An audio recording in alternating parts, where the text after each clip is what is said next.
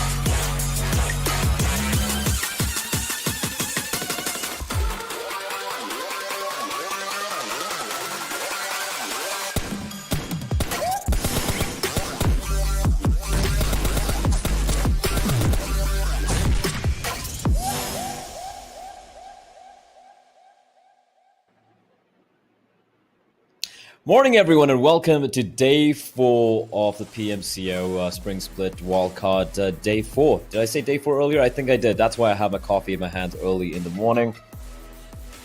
Oh, that tastes good. Well, joining me as usual is going to be Clash. Clash, how are you feeling? Pretty excited. That's what I want to say. Day 4 PMCO Wildcard and lots of teams around here. Lots of teams around here indeed. It's going to be 2 new groups is going to be playing today. It's going to be B and C, who have never faced each other before. We're kind of halfway through, right? We're kind of halfway through the group stage. It's 6 days. We're done with day 3. It has been some pretty keenly contested games we've seen so far. And just to quickly recap how things are going to be playing out for those of you just tuning in at the moment, let's talk about the prize pool, obviously, to talk about what these teams are playing for. But apart from the money, we have 32 teams playing, of which 16 from the group stage will qualify for the playoffs that's taking place next week. And from that, we're going to have only 2 teams, Clash, who are going to be qualifying for the next regional stage. And that is a lot of pressure on a lot of these teams. Yes, indeed. And remember teams, only 2 teams, right? 2 teams. Careful. And also, they should be focusing on that top 16 for us to be able to play the finals, to win that top 2 spots. That's true. Right now, the first order of business is obviously to get the top 16 spot. We can take a look at the points distribution and see how it's going to play out. As usual, it's going to be 15 points for the ones who get the chicken dinner, 12 for second place, 10 for third, and so on and so forth. If you come 8th to the 12th, you get just 1 solitary point. 13 to 16th, it's a big fat O. And of course, a kill point as well. One thing I've noticed so far is most of the teams, like teams like Team APES or Pain Gaming or 5 Power, these are teams who don't just go for the chicken dinner, they also go for a lot of kill points as well. So that's something which you could be seeing. But let's talk about the groups we're going to be seeing here today. It's going to be Group B versus Group C. We didn't see these teams play yesterday. We have VelociRaptor from Group B, Team Rocker have been disqualified. We have Nepal Esports, another team I have had my eyes on. We have Yocto E-Sport, Team Ignore, EpicGaming, another team who would definitely be looking to make a name for themselves today. TMK, who have also been DQ'd, and Nightmare to close out Group number B. So some pretty big names here, Clash, and I believe Group C is going to have a couple of names couple of teams who should definitely kind of pique your enthusiasm. Yeah, and talking about Group C, Group B and Group C, they have the only disadvantage is they are sort of teams. 3 teams, 12 players, 12 kills is not there for them, so they should be more focused on getting whatever they have. Whatever is left with the teams, they're going to have to be getting the skills for those teams. And Cosmonaut, VelociRaptors, whoever is currently down there at the bottom of the leaderboard, they should be more focused on getting those points. Because, come on, games, there are not many games left. There are not many games left, and we can take a look at the overall rankings to see where these teams lie. APES, they've remained strong right on top, 138 points in total, closely followed by Pain Gaming, 114. We had a fantastic day of action yesterday, 5 chicken dinners between the 2 of them.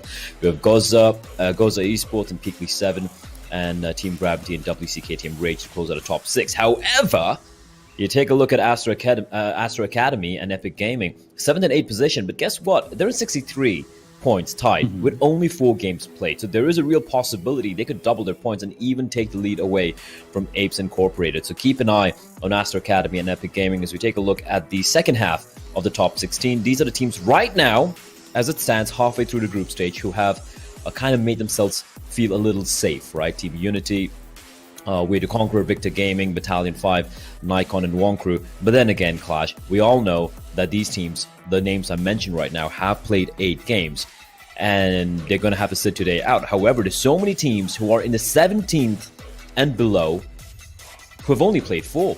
Teams like Nightmare, teams like Tenshade, Reaper X, Exodus. This is a great opportunity for them to kind of sneak their way back into the top 16. Yeah, I think Nightmare is going to make it, inside, since there's only 1 point difference. So 1 point for them to enter the top 16 bracket. But the thing is, we're going to see a lot more changes inside that top 16 bracket today. By the end of the day, there's going to be chaos, in the leaderboard itself. Yeah, that should be something we should be used to seeing by now as we close out the bottom half. I gotta say, I'm not someone who tries to be at a negative Nancy, but I feel Equinox, they're kind of done here, right? They've already played 8 games, they have 4 more games remaining, and they only have 15 points. So even if they get multiple chicken dinners back to back to back, which looks very unlikely, let's be real, it's going to be really, really hard for them to bounce on back. But anything can happen. That's the beauty about this this entire game. So we could even see comebacks from the likes of an Equinox 922 or any of the other teams. So let's see if that does take place. We can also take a look at the schedule as it stands right now for the remainder of the day. It's going to be the same thing. It's going to be the same schedule every day for the group stage. It's going to start up in Erangel, 1:30 p.m. in the afternoon. That's plus 8 GMT, for those of you wondering what time zone it is. And we're going to have Sanhok, Miramar, and Erangel. And I gotta say, we've seen some very, very fun action on each and every one of the maps clash. It hasn't just been an Erangel Fest or a Sanhok action-packed map or Miramar being the pick of the lot. It's been all the maps having some very interesting, very fun final circle fights. Yes, of course, indeed. It looks like, teams here, they are more serious about the games and those points because they need it.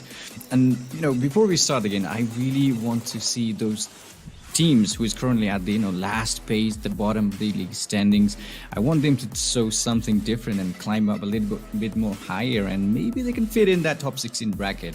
I really want to see those teams up a little bit. Yeah, I want to see a couple of other teams on the leaderboard. I want to see a couple of other teams kind of take the challenge to Team APES.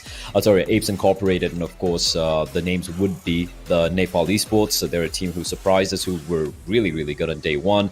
We also have Astra Academy, Team Unity. These are teams who have been kind of knocked on down from their top 2, top 3 placing because they didn't play one day, right? And today's a chance to kind of claw back and reclaim the 2nd, 3rd, and 4th position, or maybe even the 1st. Maybe they might be able to even knock down APES Incorporated from that the pole position they have at the moment. Now, whether that's going to happen or not, we don't know. I do believe we should be jumping into the game very, very quickly. But early thoughts here, coming into Erangel, the first game here on day 4, clash quickly. Any teams who are going to be jumping out for you, like teams to watch out for, starting off with game 1 here?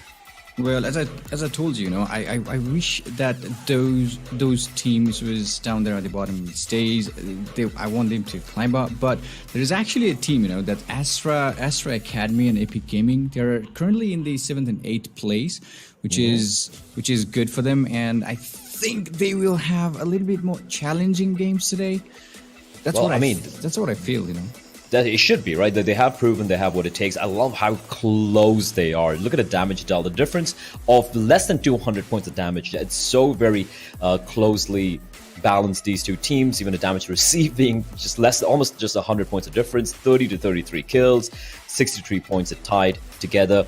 The only difference being Astra Academy have got that one chicken dinner. While EpicGaming, they've just been relying on consistently good placings, while at the same time, just getting those enough number of kills to kind of give them that position they have there at 63 points. 33 kills over 4 games is about an average of, quick math, about almost like 5.3, 5.5 kills a game, which is very impressive if you ask me. That's sheer consistency. But ladies and gentlemen, we're not going to be wasting any more time for you. We're going to be jumping on straight into the game because I do believe we have the first map of the day ready to kick off and get started here. It's going to be starting off from Milta Power, and it's going to be heading all the way west towards Gatka Clash.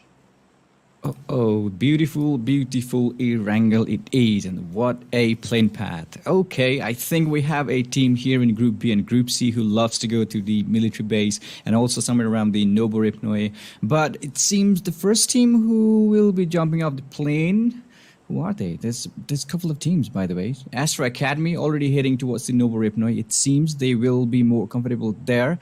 And VelociRaptor is still hanging on. And, this map, Blay, we've seen this playing path before, and the first circle has always been there somewhere around the military base. And I am curious, is it going to be there today?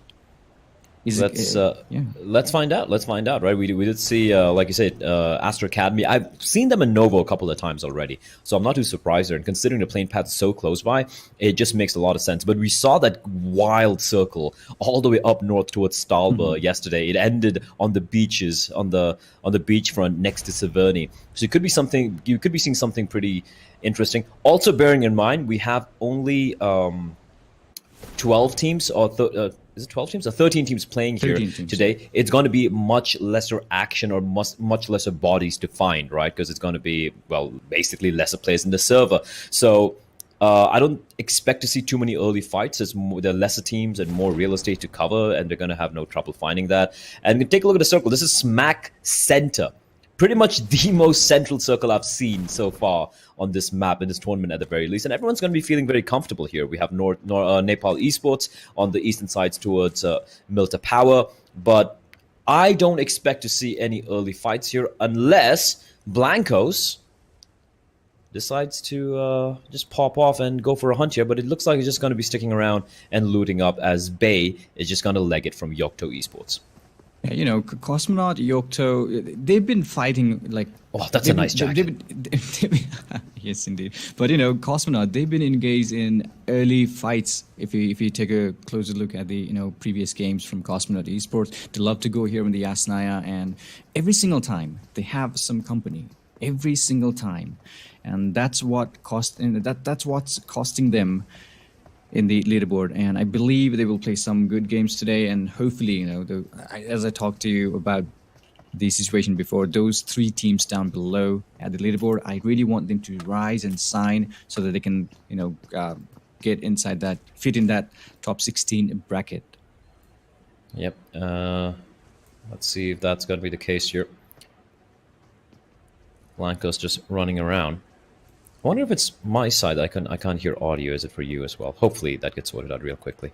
The game audio, that is. But anyway, taking a look at the circle here, we see a team that is towards military base. Again, the circle is cutting across the northern part of the military island, and there's no rush. You can see no one towards the western side of the bridge, no one towards the southwestern side of the map. Quarry, Ferry Pier, Gatka, Primorsk gets bereft of any presence.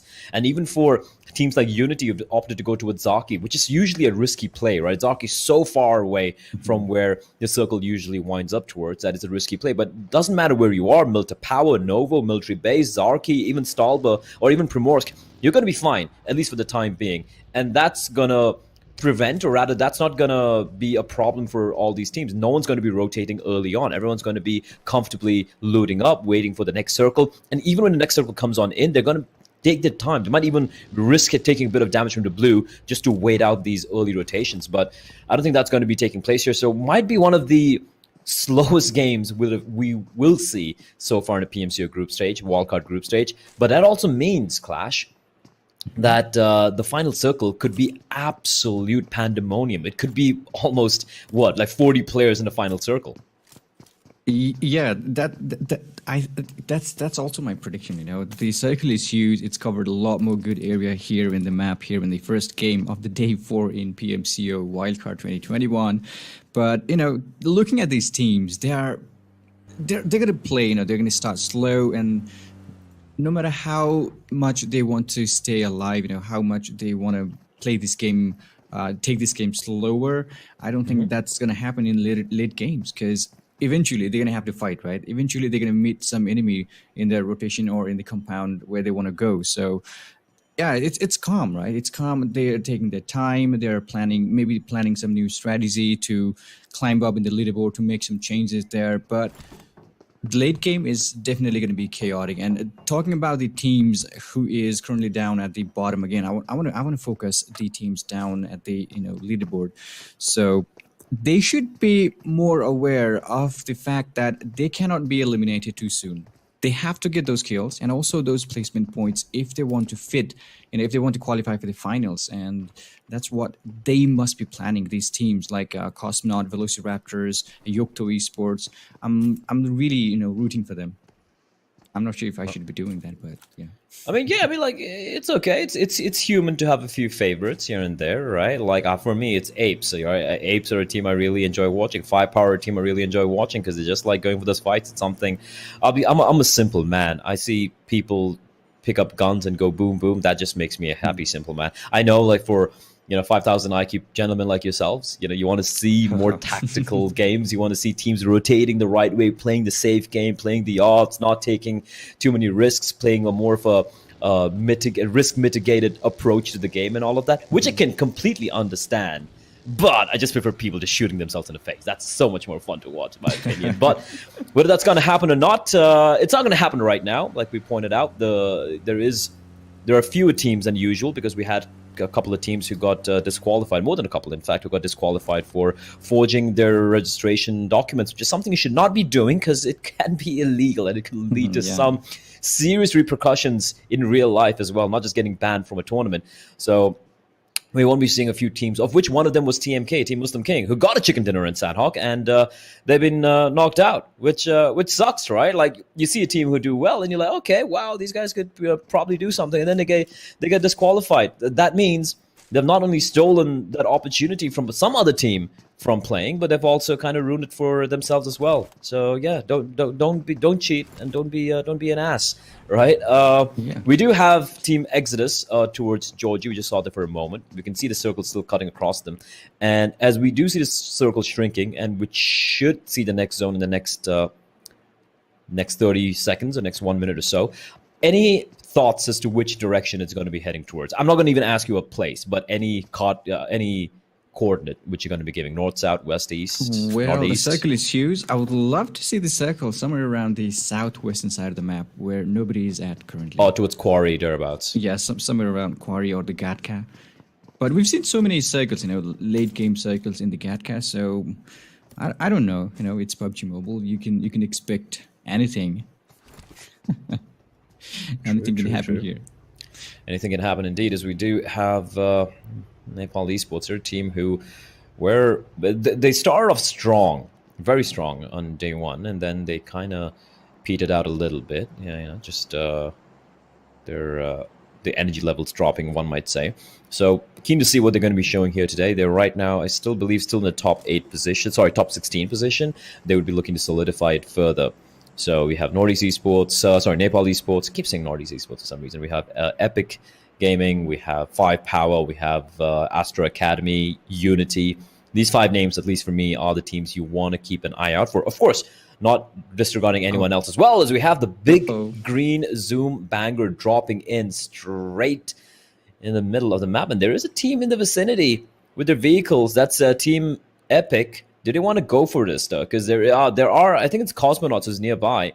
And Cosmonauts sees this as well. It could be like a magnet attracting a multitude of teams. And Epic's they're going to find it. They're going to get an AWM. And it's going to be Domi. Domi with the arm. We saw this with him a couple of days back, right? He was wielding the AWM. Yeah, he was indeed in the Miramar, and he was shooting some good shot, firing some good shot with the AWM. That's your favorite weapon, Blay. And it's in the hands of Domi. I hope he does some justice to the weapon. Yeah, all eyes on you, Domi. You better hit some shots, better hit some no-scopes, 360 YOLO no-scopes. So take a look at the circle, though. It's going to kind of collapse on itself, kind of. And that is something which is curious, right? It's going to collapse on itself, meaning no one really has to budge much. However, the teams who are playing the periphery of the circle might have to move in a little bit. Now we can see potential action taking place. You can see Mondo spotting a player out in the distance, but the majority of teams, again, in the safe zone. 5Power have to move. We have Team VR at the bottom. They have to move up a little bit. They have to leave the military island. They don't really technically have to, but it's better to move up right now, right? There's no one there who's bridge camping. There's no one who's playing gatekeeper at the edge of the circle as well. So, again, one of the slowest starts we've seen in the tournament. Indeed, no knock set, nothing, no casualty in any of the teams. This is a really, really slow start, but it seems the VelociRaptors, I think they heard you and they are moving now, which is good for them. Because the other day, they struggled really hard to enter the circle. They were taking some damage by the blue and everything, and they just got eliminated once they entered the circle, which is, I think that's something we will not be seeing from VelociRaptors today, since they are already moving inside. And Blade, don't you want to support 5Power? Because you picked it, right? 5Power? Yeah, 5Power is a team I really like watching. They're also a Chinese org who, which is actually called 5Power, and they have fielded multiple teams in multiple games as well, other multiple esports. And I used to follow them. I used to watch them play. So even though this is a different 5Power, I'm sure like there is that instinctual attraction for me as we finally see a fight breaking out, ladies and gentlemen. Oh, we were Bullets just will be talking about- fired. Action will pop off. As we see Unity rattling off bullets in the direction of 5 Power. Mondo on his knees, bleeding out behind a trunk. He does have his teammate for the res, and they're very lucky that Unity are not rattling off bullets trying to blow up the vehicle, because that could be it for 2 members of 5 Power. But the res going to be coming on in. Mondo gonna be deploying a few smokes. First aid kits will be used as well. And where are the rest of the teammates? Why aren't they providing any covering fire or anything? No, they're going to use the smokes to go to just get away in the vehicle, and they might have just pulled off the great escape there. Well done from 5 Power, and despite the early action, no one drops, no one dies. Oh, they made it. They made it alive. Come on, look at that DP20. He's shooting like crazy. It's smoking. It's smoking. Oh, that was close. That was close. And Mondo, he will be, he's still alive in the game. They're going to have to take another route to enter the circle, which is, I think, is a good thing. Good way to go, 5 Power. We were just talking about them, and did we jinx? I hope not. So I like how Unity forced them back into the blue. They're like, go back inside of blue. So then now they have to go for a long route. They're going to be heading north of Rozok, coming up the bridge right next to Yasnaya, and then they're going to be heading on down the road towards school. So they have a lot of ground to cover. The Unity. In the meantime, they also got to be worried about the fact that someone might be shooting at them when they're rotating. We do see the next circle though. Pochinki, School, both in it. Looking pretty comfortable for a lot of these teams, except if you're 5 Power. Yeah, except for 5 Power. And look at that team Epic. They have 3 players alive in the game so far, and they've also seen Astra Academy. These EpicGaming, Astra Academy, and Team Unity. They're really close. That's about a point difference between these teams, right? So whoever goes down first is going to lose a lot more points. Is going to go down in the leaderboard itself. So they should be focusing on not to engage. For me personally, I don't want to engage with EpicGaming or Astra or Unity just yet, and because I don't want to lose my points. I'm still there in the top 8 list, which I want to be at. Yeah, that's something I want to see. But we have Team Yocto, who is currently at the bottom of the league standings, overall standings here, and they're just taking the time. Everybody's inside the circle, and also Team Nepal Esports, as we can see, they are heading all the way towards farm. I think they splitted the teams into 2 different sections. Maybe that's some kind of a strategy to stay alive in the game. And okay, we have another knock coming in from Team Reaper. I believe they're fighting somewhere around the Pochinki with Exodus, but talking about Nepal Esports, they're rotating properly. They will be entering the circle from the southern side of the map. And okay, looks like Team Epic, they will be fighting with Cosmonaut here. Oh, it's going to be a problem for Team Cosmonaut. If they lose a player, that's a Glock with this car L, fires a couple of shots. They only have 3 players though. Yeah, but Team Epic, one thing we know about them is they don't need more than 3. They're giving everyone else a handicap. Like, if you had 4 players, you'd just be winning this easy. And bear in mind, Domi has an AWM, so all eyes on him, at least for me. 3rd circle, and no one's dead yet. My bloodthirst is not getting sated. I need some bodies to drop. Some bodies need to hit the floor right now, and it's not happening. Meaning, when we enter circle number 4, we're going to have 50 players in the 4th circle. You know how ludicrous that is, Clash? That is almost unheard of. Of course. And also it's 15 minutes in the game. Nobody died. Nobody. They're still intact. Everybody's looking good.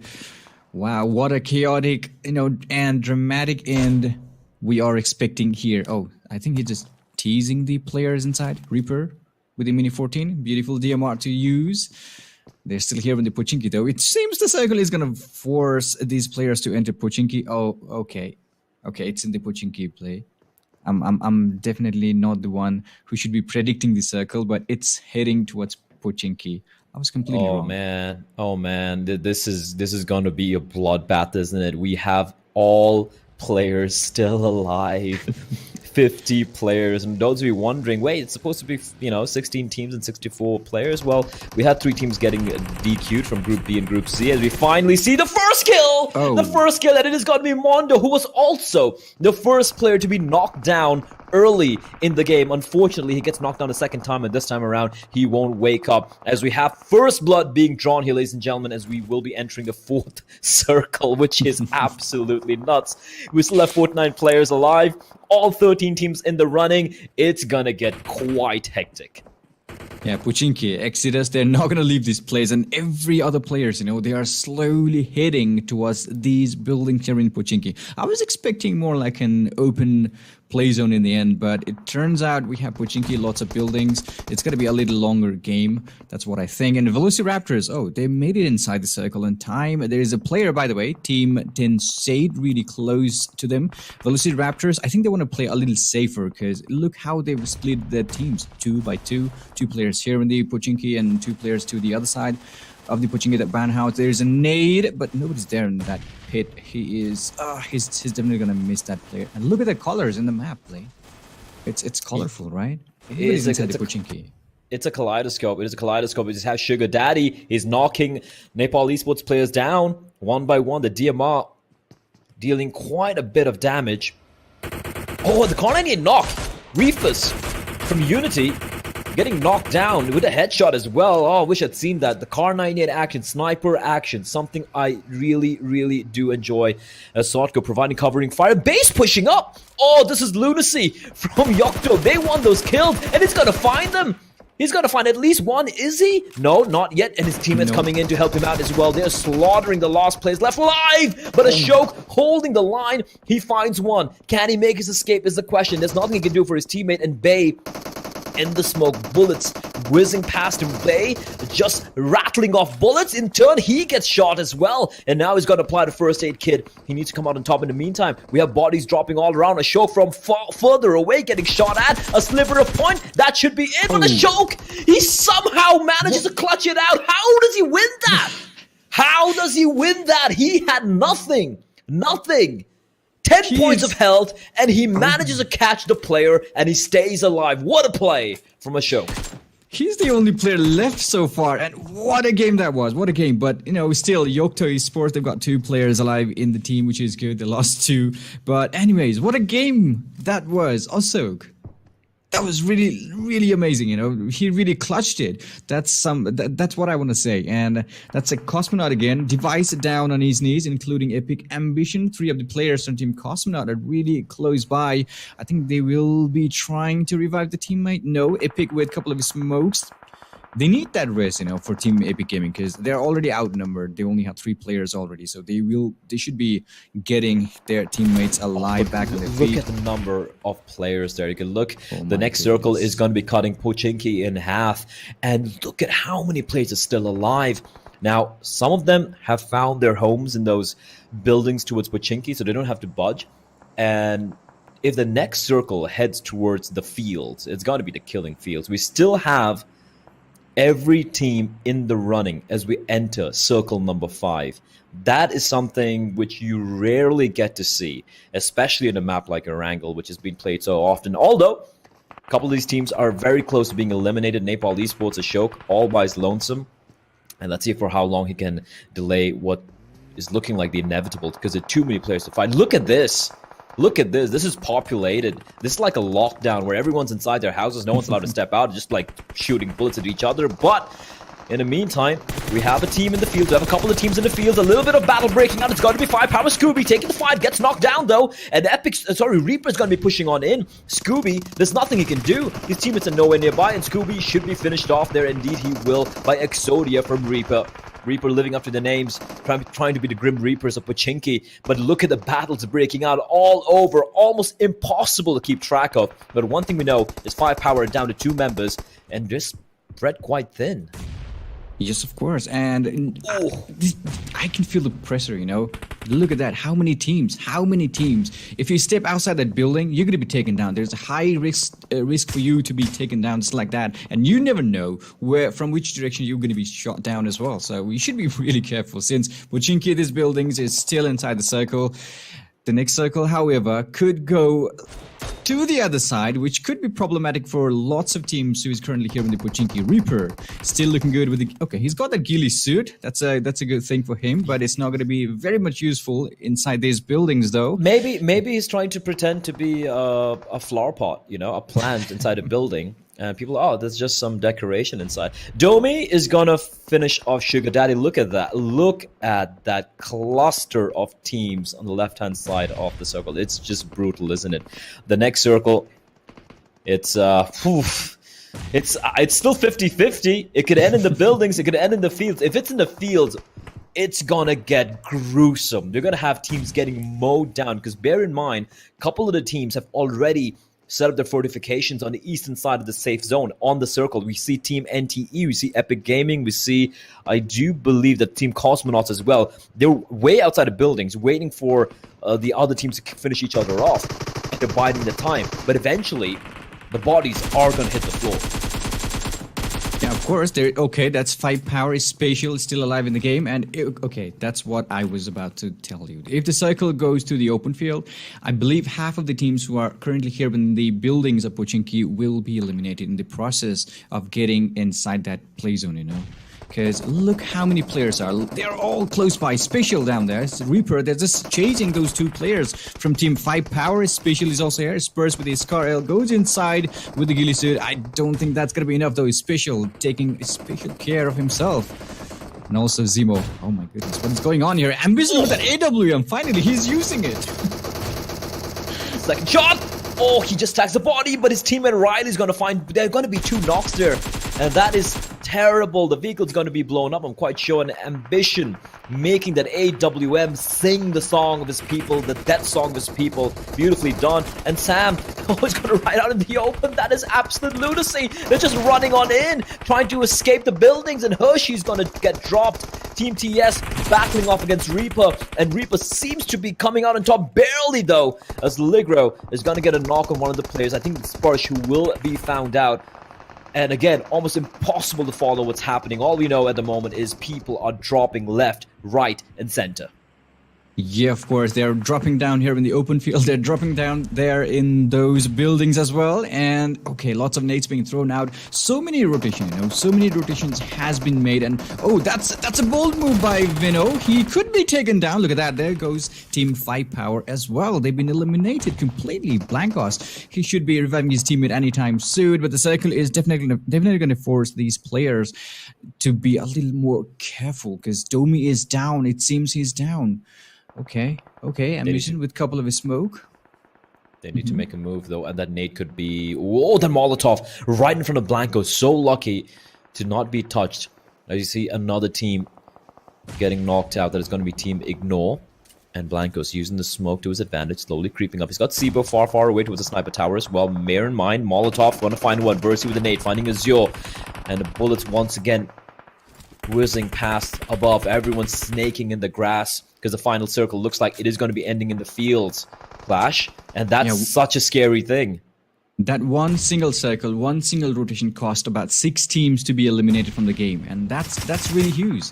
However, we have a 2A Astra Academy really looking good at their position. It seems they found Axidus. There goes Axidus. A player has been eliminated. I believe that's a team eliminated. Oh yeah, that's team elimination for Team Axidus with 3 kills. And now we're down to 4 teams with 11 players. There goes Nazi Nightmare. They only need 1 point, you know. I think they're already in that top 16 bracket, which is good. And we have Team 2A. That's Astra Academy. Everybody alive in the game. Cosmonaut, they're just chilling out on the other side of the map with the help of those smoke.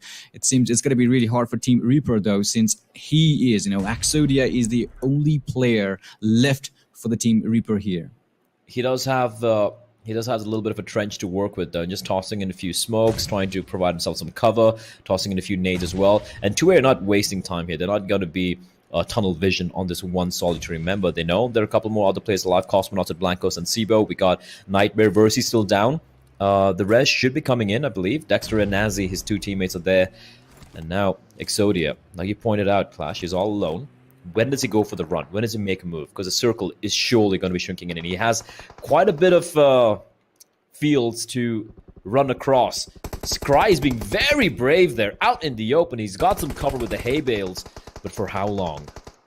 Yeah, I think, you know, Exodia, I think he should be moving up to the north if he wants to stay alive a little longer in the game. But consider, looking at these teams, they have, most of the area has been covered by these teams, and also Team Cosmonaut, I think they're going to go down. Oh my goodness, players are gonna go down here. 3 teams alive, 8 players in the battlefield. The circle is way open. I think they need to throw up their remove their backpack, because that could be a problematic situation for them if somebody spots their backpack here. Lots of nades, lots of smoke. Oh, that was a perfect one. Where's he? He just got knocked down. Nightmare. There's another one. What? Oh, Versus God. Oh, he's lucky to be alive. But my God, these nades from Astro Academy are just absolutely brutal. Getting completely destroyed, wrecked. Nightmare. It was a living nightmare. We're down to the final 2 teams. We're down to a 1v4. Somehow Exodius tried his best to stay alive. He's gonna get a knock. Can he get another one? Yes, he can. It's a 1v4 in the smoke. He's down to about 40 points of health, and they're just trying to mow the grass with the bullet scribe. Full HP, just spamming through the smoke, hoping to find that one bullet, but he's not able to find the Exodia. He's got the health kit, but unfortunately, it's a little too late, and the 1v4, valiant effort coming in from Exodia, but it was not to be. An Astra freaking Academy come out on top. 31 points, 16 kills, and a chicken dinner. That was simply crazy. I thought they were, he was gonna clutch. That was so intense. He got 2 players down. He almost had Pika down as well. However, Astro Academy, they stayed strong. They got the chicken dinner. 16 kills. Not bad. Not bad at all. Not bad at all. They moved up to top 3 in the leaderboard as well. Oh, that's wild, right? I mean, just one game. And there are 3 more games to play here today, right? Some disappointments. We saw Nepal Esports struggle a little bit. We saw Team Unity getting knocked out early on. But let's take a look very quickly at the MVP. And it should be a member from Astro Academy. It is going to be top 5 kills, 1,000 points of damage. And trust me, it's all those nades. Those nades, the way they wiped out Team Nightmare with a Molotov and the grenades, that was a thing of beauty, Clash. The perfect nade. That was not one, right? That was nade after nade. That was just taking those players down. Nightmare. They must be thinking like, okay, what a nightmare it is for us to stay here. We've been getting a lot more nades. But we have top players. Yeah, that's lots of teams are from 2A, Astro Academy, of course, and Reaper Exodia. However, he managed to be here in the top players list as well. The last moment clutch, I thought he was gonna get that, Yeah, unfortunately, he wasn't able to finish it off. I think he would have been happier if he was able to get at least the kills on the 2 players who were knocked out. But at that point, you have your adrenaline pumping through your body. You're like, you know what? I'm going in for the clutch, and it doesn't quite pan out for him. We can take a look, I do believe, now at the match summary. Take a look at how everything else played out. Nothing too crazy. It's 2A all over the place, right? 5 assists for action, top with the highest damage and most number of kills. Clutch from Ignore, most distance traveled, and we have Epic's Ambition with the longest distance kill. I do believe that was with the AWM, so he made me a happy boy. I was pretty happy when he got that knock. It was so well done by Mr. Ambition. Yeah, and with that chicken dinner, Astro Academy, they're getting closer to that 100 points mark, which they might almost be there. I really don't think so. 31 points, right? They started with 63. They're 63, you're right. They're almost there. They're knocking on the door, though, right? 31 points. No one even cracking the top 20. Reaper X on second place. We have Nightmare having a much better time this time around compared to previous days. No one getting more than 5 kills for any one of the teams. And Astro Academy they're just shooting straight to the moon. 16 kills for them, and they make everyone else look so bad by comparison. But Epic, Exodus, Cosmonauts teams, especially for Exodus and Cosmonauts, who have been generally very quiet on day one, they're showing up here. Nepal Esports, a kind of a very slow start to the day. We have 5 power just with 1 point, and Team Unity on a big fat O. And we know how good these 3 teams can be, Clash. So they should be looking to bounce back very quickly on the next map, yeah? Yeah, of course, because we've seen how good these teams are, and yeah, I'm pretty sure they're gonna do something good in the next map, which is Sanhok. Yeah, hopefully we see that. Let's take a look at it very quickly at the damage graph as well. And we can see Astro Academy, they're basically trying to emulate the APES and build their own skyscraper. Reaper dealing so much damage, but unfortunately not able to convert quite a few of those. Only 5 kills to the name tag alongside Team Nightmare. But yeah, you can clearly see Astro Academy seems to be a notch above everyone else here, at least on Erangel. And with that, let's take a very quick gander at the overall standings and see how our math checks out. Apes and Pain still on top, but Astro Academy 94 points. They're knocking on the door of Pain. And Pain's just leading them by what, 20 points? And Astro played only 5 games. Apes, I'm saying this. I'm calling it. I'm saying that even Apes' position is not going to be safe if Astro Academy continue on this trajectory of theirs. But can they continue it on Sanhok or Miramar? That remains to be seen. We have Goza, Peakly, Gravity. These are all the teams we saw yesterday alongside WC, KTM, Rage. They will be knocked down a notch because Astro Academy has jumped from 7th to the 3rd place. But EpicGaming, they're a team we have to keep an eye out on as well. 72 points, but they've again only played 5 games. Yeah, Astro Academy, they made a huge jump up there in the leaderboard, and Epic, they're still there in the top 8, not moved up, haven't moved down. And Nightmare, however, they started from 17th place, and now they're up there in the 12th, which is good for the team. And we can see, 3 of the teams like 5 Power, Battalion 5, and Nikon getting, going down there in the leaderboard. And also, they've already played like every 8 matches so far, and Nightmare, they've only played 5. So I think Nightmare could still go up. They could still go up. Yeah, they could. They could. We can see a lot of these positions switching around over the course of the day. And Reaper X, there we have 17th position, but considering that that 2nd place they got right now, another good game, and boom, they're going to be in top 16. Wonkru, 10 Shade. I'm not too worried about 10 Shade and Exodus, because again, like you pointed out, they've only played 5 games. So teams like Wonkru, Eclair, Hype, TGT, it's not looking good, is it? Because they've already played a share of the 8 games. They have only 1 more day remaining of play, which should be coming in tomorrow. But it's going to be rough for these guys alongside Equinox. So it feels like their opportunities is kind of dwindling away, and it's going to require an insane day of multiple chicken dinners for them to kind of qualify for the playoffs, crack the top 16. Yeah, which is, as you said, we don't want to be a bad mouth or something like that, but which could be really difficult for Equinox to get all those chicken dinners in a single day. 4 chicken dinners. That's going to be really hard for them. Let's take a look at the team card for the guys who did come out on top here today. That we have Astro Academy. These are the number of. This is their entire tally across the tournament. They played only 5 games. They played on day 1, and they're playing right now on day 4. Just a 2nd day of play for them. 5 games played.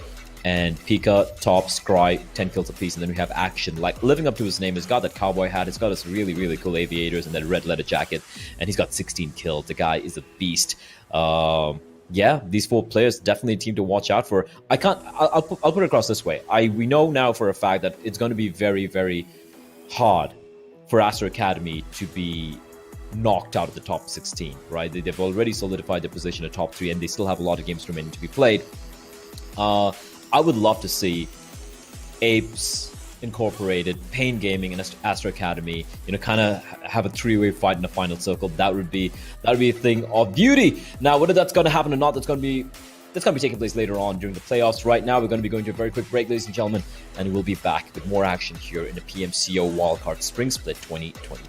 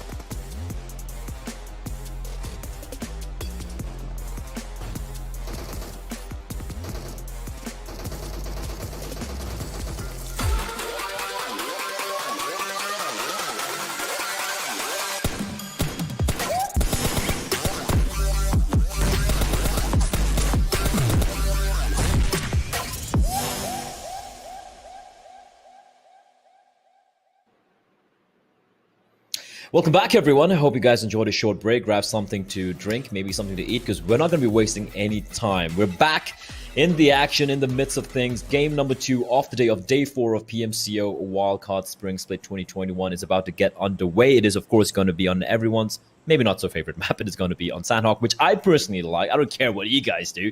And it's going to be starting. The plane path's going to be from Camp Charlie, heading all the way towards Hathin. A bit of a different trajectory of the plane path compared to the past few days. Usually we've seen the plane going from east to west or west to east clash. And considering the fewer number of teams who are going to be playing here today, we could actually have a slower start to Sanhok compared to, other games we've seen where we saw early fights breaking out.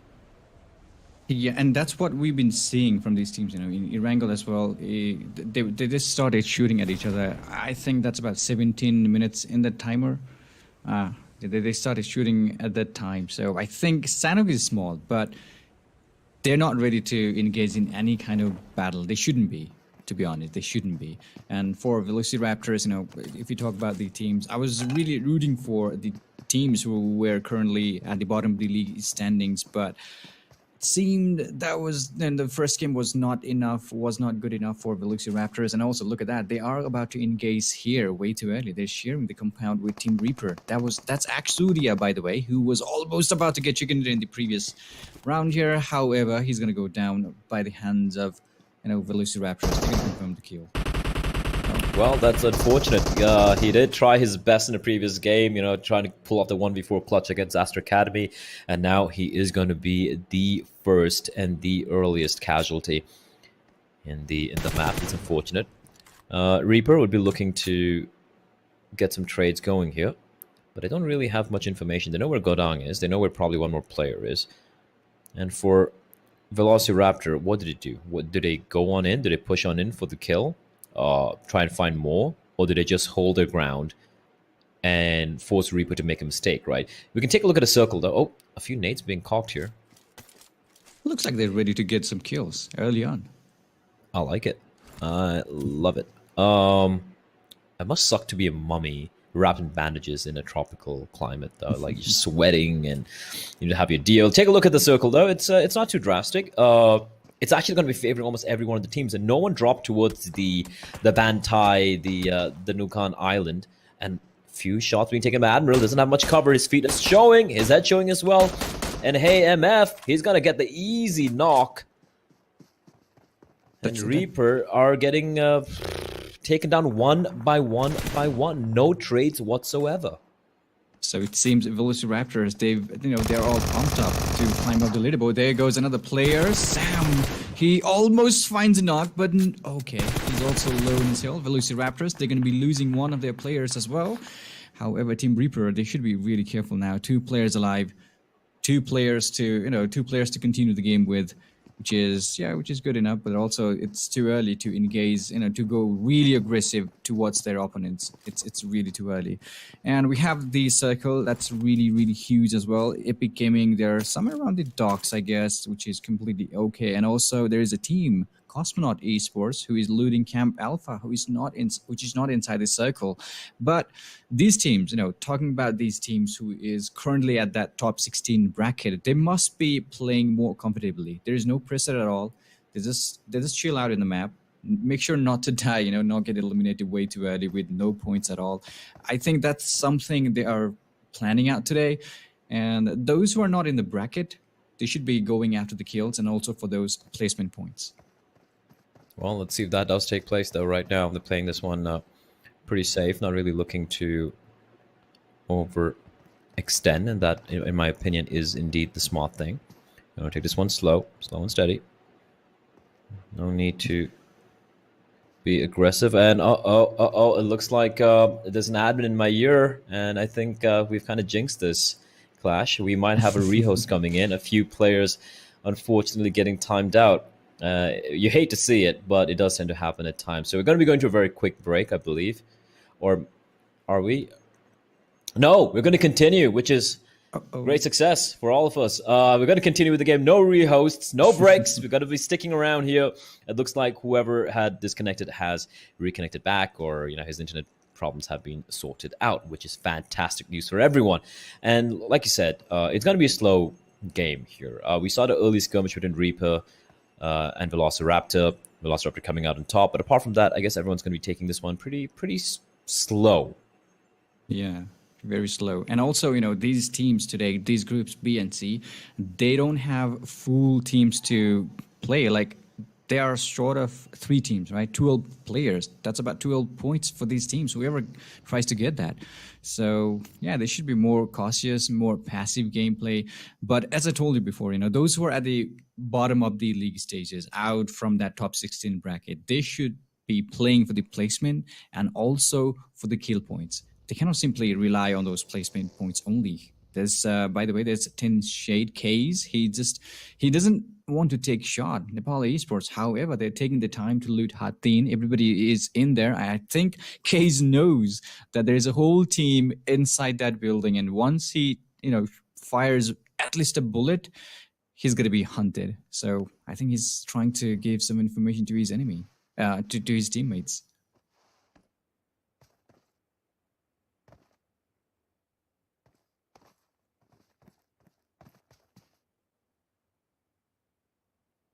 There's not much, there's not much space for Case to move. They have to rotate, but once he gets spotted by Nepal Esports, I definitely think Nepal Esports, they're going to go after Team Said Case once they see him. So he needs to be careful on that one. He needs to wait patiently to leave, to make sure that Nepal Esports leaves that place. And it seems there's a drop, and MK14 is what we can see in the drop. Beautiful weapon to use. The sound of that weapon is something you want to shoot with, but not want to be to the other side of that weapon. That's really, really scary.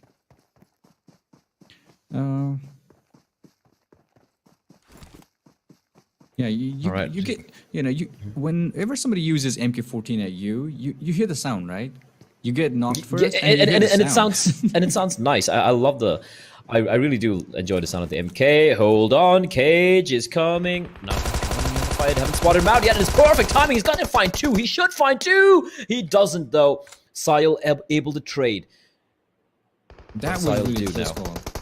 Yeah, but Sile, he's got to take this fight, and he's gonna try and pepper Hershey with some bullets. Bear in mind, this is a weird fight. Players everywhere. Riley taking the fight, and Sile alone, single-handedly, 2 knocks for him. He's gonna have to try and use his first aid kit. In the meantime, Hershey getting hunted down by the other 2 members of Nepal Esports, and like you said, they were in such a good spot, and it looks like the hunters have become the hunted. Hershey's gonna be the last man left standing. He's got to run. He's got to leg it. Come on, run. And Nepal Esports, they are hunting for them. Look at that. Okay, I think he is gonna... did he get the... That's 2 knocks with a grenade. Beautifully done. Hersey, oh my goodness. Nepal Esports, that was such a... I want to say they were ambushed. Maybe Hersey outplayed them. That was really good move by him. I don't even know what to say. That was so well done. I can't believe he escaped that. And he's even going to get the res as well. He might get everyone. Sile's the last man left standing. Now Sile, he knows there's nothing. I mean, there are no teammates left for him to save. Just going to hold the line, wait for the opponents to push him. But if I'm Sile, I go for the kill, and that's exactly what it's going to do. He's going to finish off Cage, so he can't convey any information. And now it's a 1v3 basically. But does he hold this cliff? It's a good spot to hold though. This is a position where you can actually 1v3. Play a 1v3, and he's going to drop off. He's like, screw it. I'm just going to go for a swim. And that's exactly what he's going to do. And you can't really blame him for it. But 1v3 is a fight you don't want to take, no matter how good you are. The odds just do not favor you. Yes, of course. And also he's outside the circle, but we have a team, we have actually 2 teams, 5P and EpicGaming, fighting down here in the compound. I believe Epic, okay, there are only 2 players now. What is going on? They started with 3, they're down to 2. Do they not need any more players? Oh, okay. It's all right. Scooby, however, he's no more in the game. 5P, Mondo with the M4 is trying to use the TPP mode to find the enemy. Fires a couple of shots. Couldn't simply knock that player down. That's Mondo, by the way. His location has been compromised. Needs to be careful. 5P, they're actually trying to surround the players from Team EpicGaming from 2 different directions, I guess. And that could be a problematic situation for Team EpicGaming. Since Dummy and Ambition, they could be spotted from their right, from their right, so they should be careful. And there is Zeno looking for him for those players from Team EpicGaming. Yep, he is looking for something here. They're actually fighting outside the circle. Come on, you have to fight now or move inside the circle. I'm okay with this. I'm okay with Mondo just waiting. He's like, yeah, screw it. Epic have only 2 players, like you pointed out. Maybe they really feel like handicapping themselves, and they have to push. Like we pointed out, the circle, Sanhok is going to be a problem, and Vino's there. He's waiting. He is waiting. Domi's down, and there's 1 player left alive. Ambition. Now, 5power don't know how many members are alive for the side of EpicGaming. They don't know what we do. There are only 2 players of them, and they're out bleeding out in the blue, and Veno is just going to wait this one out. Ambition. He spots him out. He spots him out, and Veno didn't know. That's a huge pick for Ambition. He's got time to go for the res as well. Now, Vino, there's no one in the vicinity. Special's got a leg it, or else Vino's going to get taken down here by the blue. Hard call to make here. What do 5power do?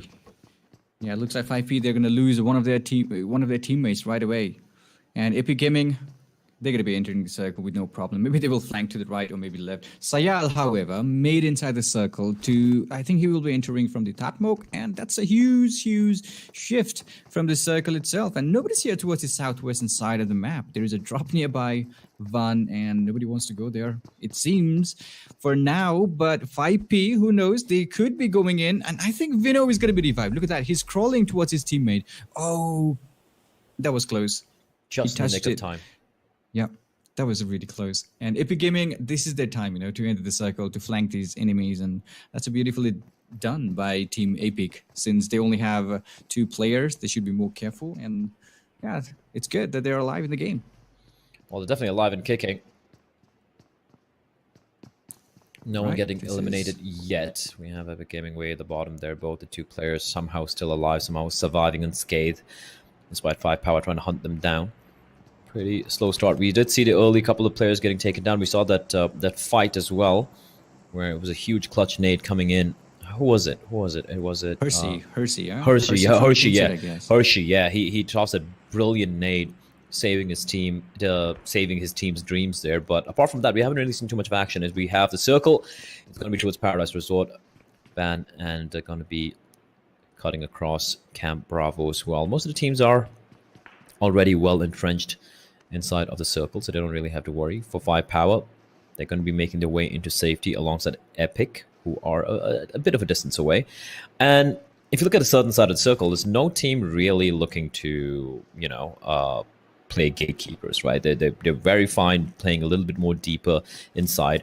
Sile's still alive. He went for that swim, and now he's made his way. Is he going to be going for that loot crate? Looks like he is. Looks like, yeah. I don't know what's inside of it. I wonder what's inside of it. Yeah, same here. I'm curious. An MT49 could be real handy, especially when you're having to take multiple fights all alone. So let's see if this fight does take place. But right now, he's just going to be looting up. He's going to be heading up down south from his position where there's no one there. And here we go, Reaper. Early skirmishes for them, but they haven't really lost any members since then. Riley out in the open. TLG, this could be a free kill for him. Looks like they don't know. Tensei, they don't know there's a player waiting for him. Oh my god, TLG, is he going to back up? Oh, I think that's a bad move. Maybe not. Oh my goodness. Riley, he couldn't find him. He must have heard that footstep, right? He must have seen those footsteps on the map. And once he realized that there's a player, he just backed up a little bit. But EpicGaming, they're going to be found out again. Vino, the same person who they killed, who they knocked out before, just got him killed, and there's only 1 player left for Team EpicGaming. However, we have a fight, a little bit of a scout moment going on between Yocto E-Sport and Tensei here in the Paradise Resort. 3 players for Team Tensei, still looking good. Hershey is back on his feet, which is good, and it seems they're not ready to enter the Paradise Resort just yet. EpicGaming getting eliminated. They tried their best to stay alive for as long as possible, but unfortunately, in the end, it was not to be. The first team to bid us adieu. And also bearing in mind, they started only with 2 players. I guess it just it does make sense. Yeah, Dexter. Shots being fired. Special is going to go down. Beautiful spray coming in from Nazi there with the M460. He gets 3 him. times to it. Special goes down. So 2 players left for Team 5P as well. That's a Reaper Sam, who is actually going to be surrounded, who is actually going to be hunted by Team VR. But, he knows there are 3 players inside, so he just bounced away from that compound. A really, really good move by Reaper.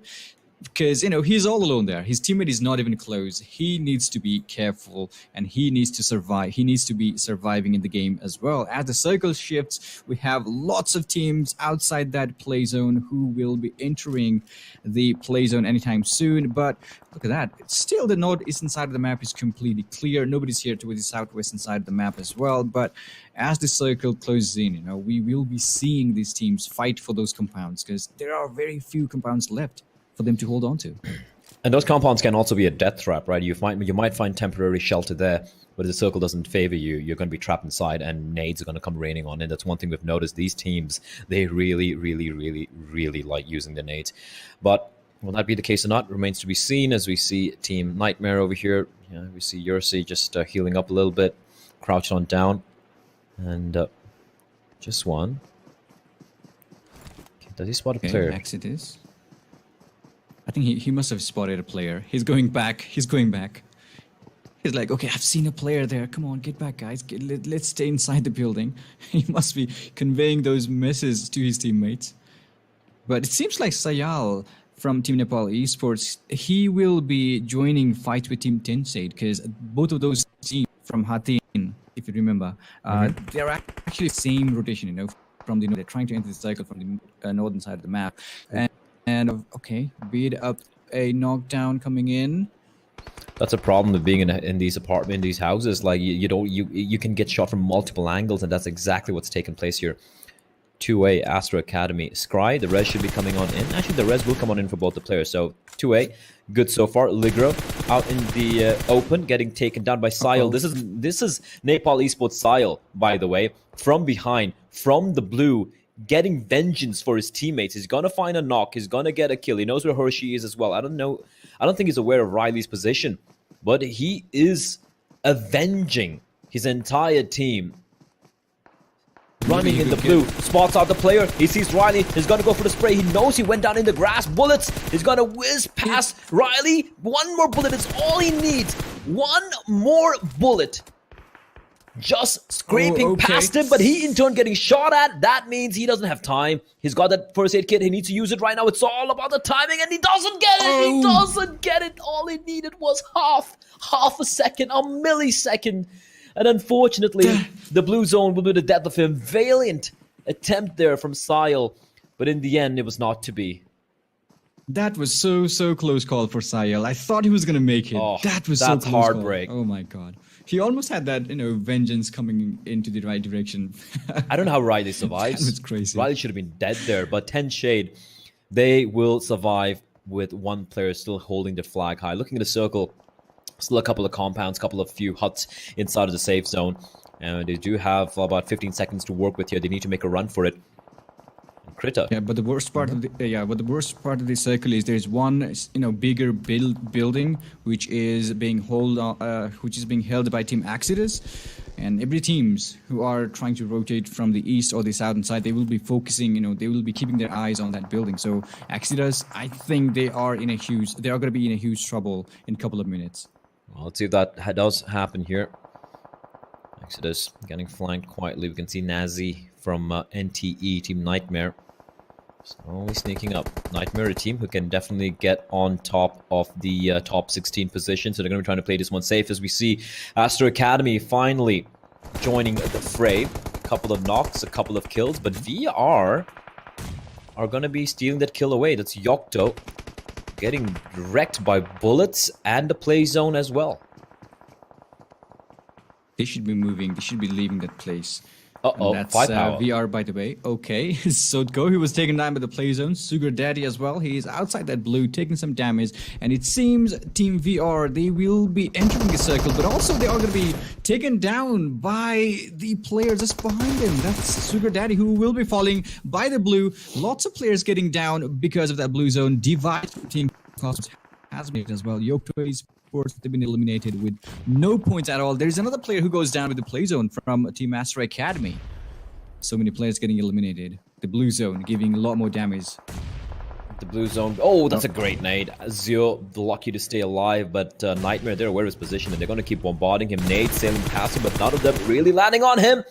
As Sam gets spotted out by Blancos from Cosmonauts. We're down to the final 7 teams, 20 players still left alive. And in amongst the midst of all this action, Astro Academy just down to 1 player, mind you. I didn't even notice it. Just have 1 player and 2 points to their name. A very, very low fragging affair. VelociRaptor, despite the fact they got knocked out, they got 7 points. And I say Astro Academy, and I've jinxed them. They're down for the count. And Nightmare, they need to go for these reses. The smokes will be deployed. URC going to be providing a bit of cover fire. And nades still continue to rain on the Spush. That's it for Spush. That's it for Spush. He's burning alive. There's nothing he can do. And that's going to be it for Team Reaper. Down to the final 5. And 15, or rather 16, left in the circle. Looks like something happened to these teams like Cosmonaut and VelociRaptors. They've been, getting some good number of kills in this round here in the Sanhok.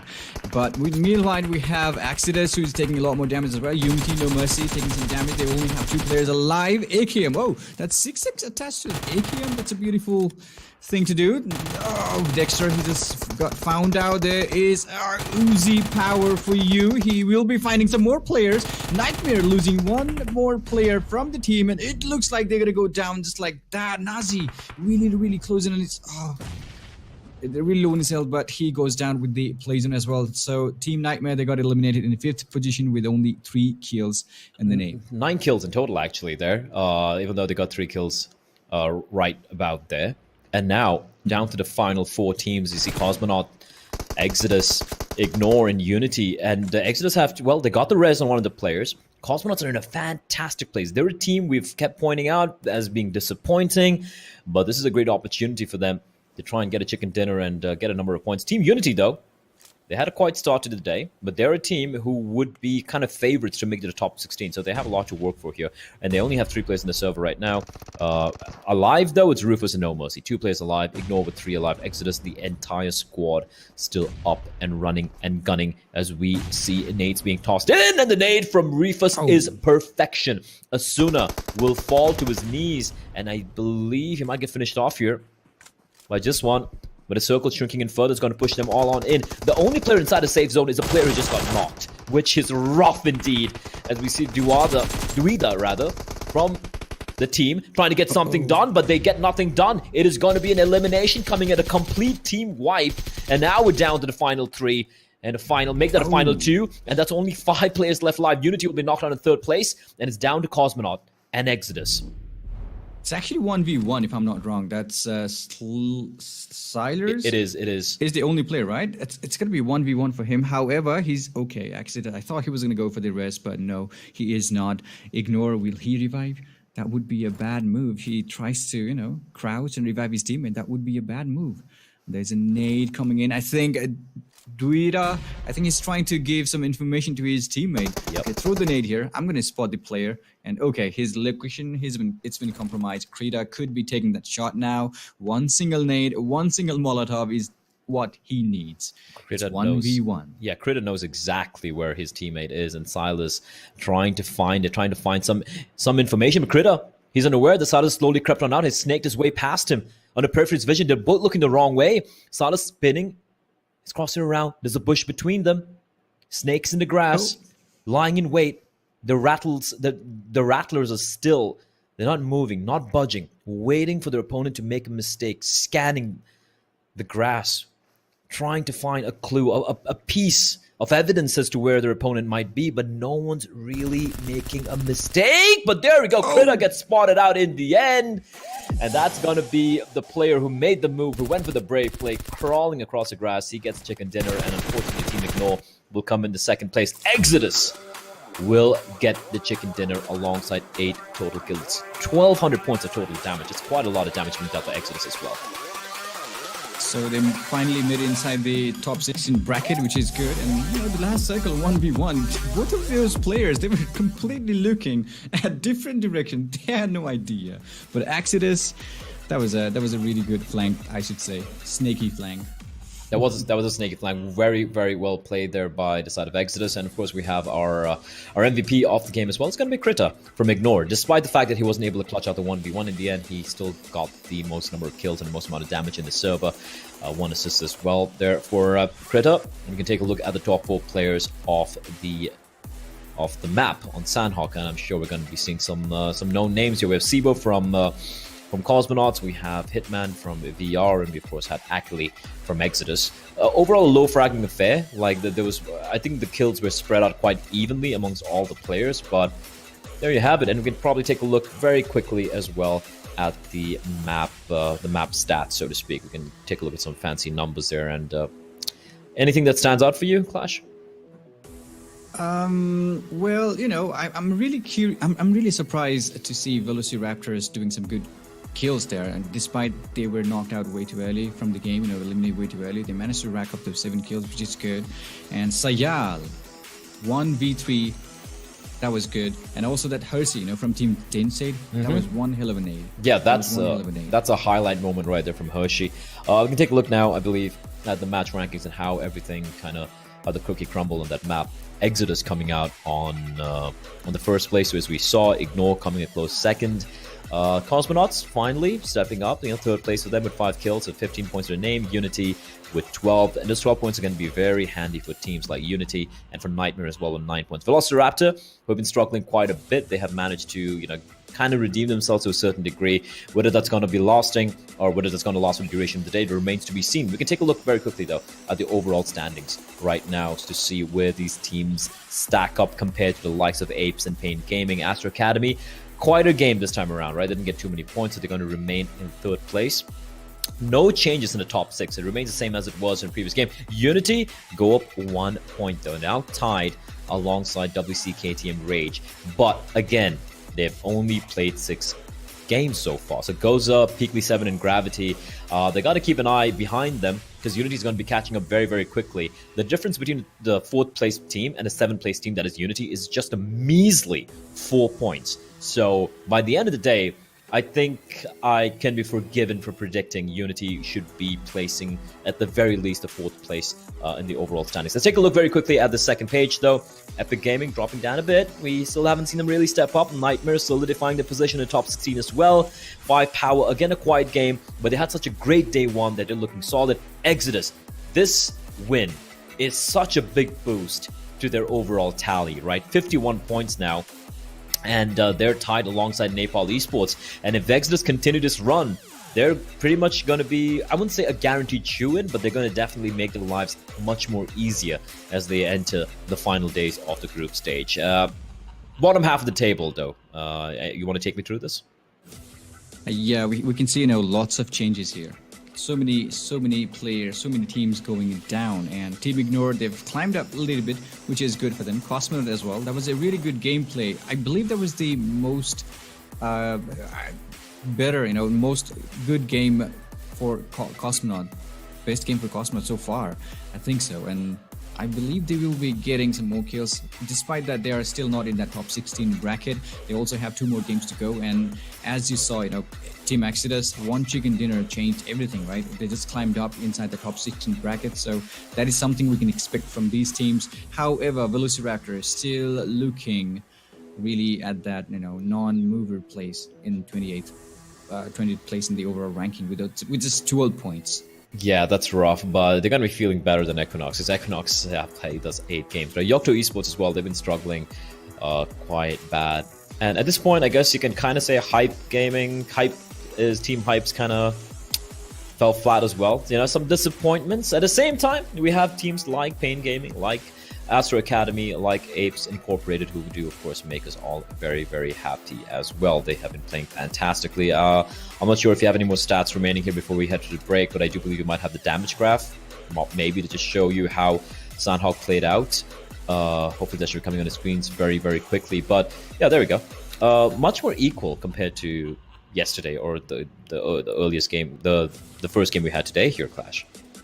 It's not completely dominating like we saw in the Erangel. We have 3 teams. Obviously, most of the teams are almost identical with the damage graph, and kills. That's not much. difference from within these teams, which is good to see the graphs and everything. The first game was completely dominating. Here it looks balanced. Well, whether the balance will continue or not, we're going to be finding out as we probably head to a very quick break. Coming up next, of course, ladies and gentlemen, it should be Miramar, which is going to be, well, a map which I personally enjoyed in the past few days. It's been some pretty fantastic action. Whether the trend will continue or not, we're going to be finding out after a very short break.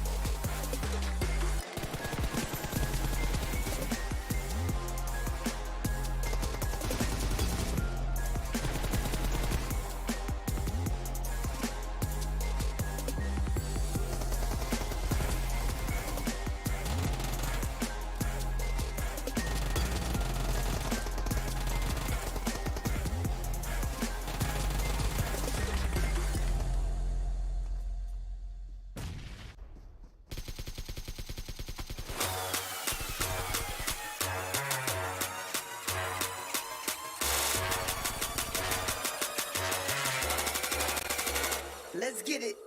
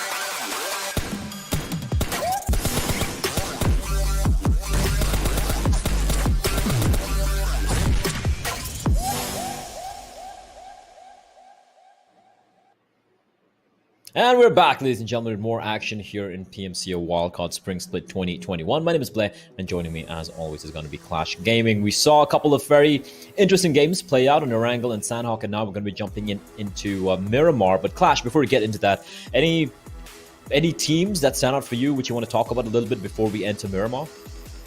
Well, I'd love to see Astro Academy and Team Unity. I think they're really close, right? They're really close.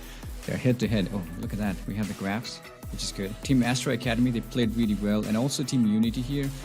2 chicken dinner for Astro Academy, 1 for Unity. They are so close to it. And talking about the points, that's not much of a difference, right? Yeah, points-wise, not too much of a difference. Although the kills, you can clearly see Astro Academy are a team who do really getting a lot of the kills. We're not going to be wasting much time, though. We're going to be heading straight into Miramar. And it's going to be starting a bit of a unique playing path, something which we haven't seen much on this map. It's going to be starting from Campo Militar and heading all the way towards Valle del Mar, basically cutting the map diagonally in half. We saw a lot of these teams opting to head primarily towards Los Leones, the Monte Nuevo, the Chomacera area. Not too many takers for the northwestern part of the map, like La Cobreria or El Pozo, or Crater Fields, which traditionally is not a place where most teams like to head towards, considering how far it can be from the circle. The circle, though, that's the question. We've seen some very safe circles coming in on this map. No water circles yet. We usually don't see too many water circles on Miramar, obviously, because majority of the map is covered by landmass. But I would love to see a circle which kind of has 20 to 30% in the water, circling around Los Higos, maybe towards the prison area, maybe towards Impala, Puerto Parayo. It might make things a little bit more interesting. Yeah, of course. That would be really awesome, to see a circle with water in it. That would be awesome. So we have the plain path, northern side, southern side. It is completely divided into equal parts, I believe. And Los Leones is, I think, a couple of teams will be heading towards the Los Leones, also towards the Impala. Oh, it seems we will not be seeing the final circle with the water. It touched a little bit, but yeah, makes me sad. Looks like, but everyone's in a circle, though, so unlikely that we're going to be seeing too many drastic rotations. The Miramar game we saw yesterday was absolute chaos, right? We saw how many, like at least a dozen vehicular explosions with players dying to getting shot at while they were in a vehicle. So that's something which I would love to see here, although I don't really expect to see those that particular bit of action early in the game here, because like we pointed out, almost every single team apart from a couple are in the safe zone. However, a few teams, they are going to be some bad neighbors here. We have Nepal Esports next door to Unity, a team that you pointed out that you want to talk more about, that they are a team who can be dangerous. And even though they don't have too many kills compared to the likes of, say, Astro Academy, they're a team who seem to consistently place in the top 8 position every single time in these games, which, again, this is something we know, right? Consistency is key. Yeah, they started from 9th place, and with that 1 chicken dinner, they are head-to-head with Astro Academy as well, 74 points. Just a chicken dinner more, and they could be finding, that gap a little bit more closed up. with Astra Academy here. So meanwhile, we have Team Nepal Esports and Unity, and I'm not sure if they are ready to take any fights yet. Because Team Unity, they know, right? They know they have to play safer. They've been aggressive. They got the chicken dinners as well so far in the group stages here.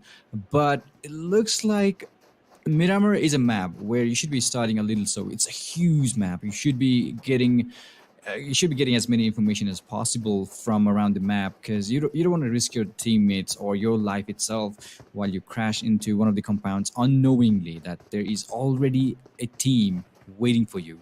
So it's a map where you should be starting slow, but I don't think you should be starting too slow as well. And look at the map. We have nobody towards the northern side of the map. Even though it was possible for these players to fly all the way towards the water treatment from that plane path, from that plane, nobody's heading towards the northern side of the map.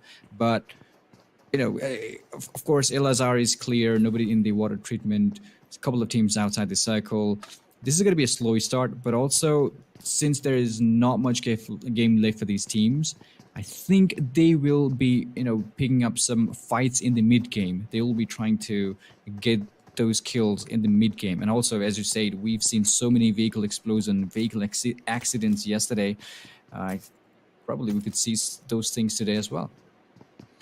Well, that does take place when you rotate very late and you have to really leg it. You need to make a bit of haste, and this time around, don't really see that happening. At least early on, might be taking place later in the game once the circle shrinks further. Quite a lot of activity towards the western side of the safe zone. You can see Team Reaper, you can see Ignore, you can see Astra Academy, Team Cosmonauts as well, and they're going to be, well, just very close to each other, but no one really looking to fight. La Bendita is the home of Team Epic, and this time I do believe they have all 3 players of theirs. I'm not sure why they don't have 4. Maybe production or the admin team can let me know later on. But they've been doing pretty decently, considering the fact that they've seemed to always be with a man disadvantage early in all these games they've been playing today. Ignore, just driving on in, scoping in the buildings while driving. Very brave play there, but they're not going to find anyone. The teammate's already there. And yeah, there's not much happening here. I don't expect much to happen. This is usually how Miramar plays out, right? We have these quieter starts to the game. And we had the quietest start to the game today on Erangel. Well, we didn't have a single player dying till the 5th circle, which is unprecedented in my experience. Of course, 17 minutes for the first kill. That was insane in the Erangel. And, as we talk about EpicGaming, they started the game with only, I think, 3 players here again. I don't know what's going on. Maybe we can know about that later on. But we have Yocto squad, completely okay. This is the type of game, the Miramar. This is the type of the map which you want to start slow. It's very, very rotation hungry. You should be really careful in your rotation, because you don't want to be killed while you're trying to get trying to get inside the circle. You don't want to be killed just like that, because we've seen so many road kills yesterday. That was a rampage. I want to say that, because that was really crazy move yesterday by a couple of teams, and that's something I don't want to see today, because this is really crucial. We are coming to a very, very crucial point of the game, since these teams, by the end of the day, they would have played almost every single team. They would have played like 66%. They only have 1 more days to play, so I don't think they want to go they want to play passive in the last day. I want them to go a little aggressive, but today they should be starting passively and rotate properly, find some good loot. That's all you have to do, and also a DMR, maybe AWM play. Maybe an AWM would be nice, especially in a map like Miramar. We saw the AWM knock taking place earlier in Erangel. Ambition from Epic, wielding that gun with excellent finesse.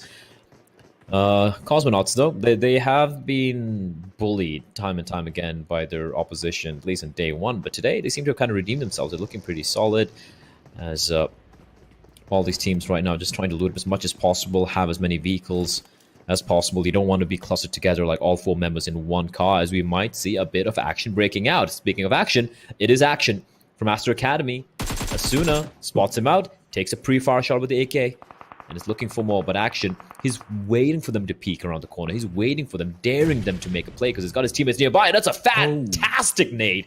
Clutch is lucky to stay alive and escape with his life intact. Yeah, he just took the damage. He's like, okay, oh no, I shouldn't be staying here. Action actually bought some time for him, and he will be backing off from that place. I believe Astro Academy, his teammates will be coming in for some help for Action. And Ignore, they've got a player down as well.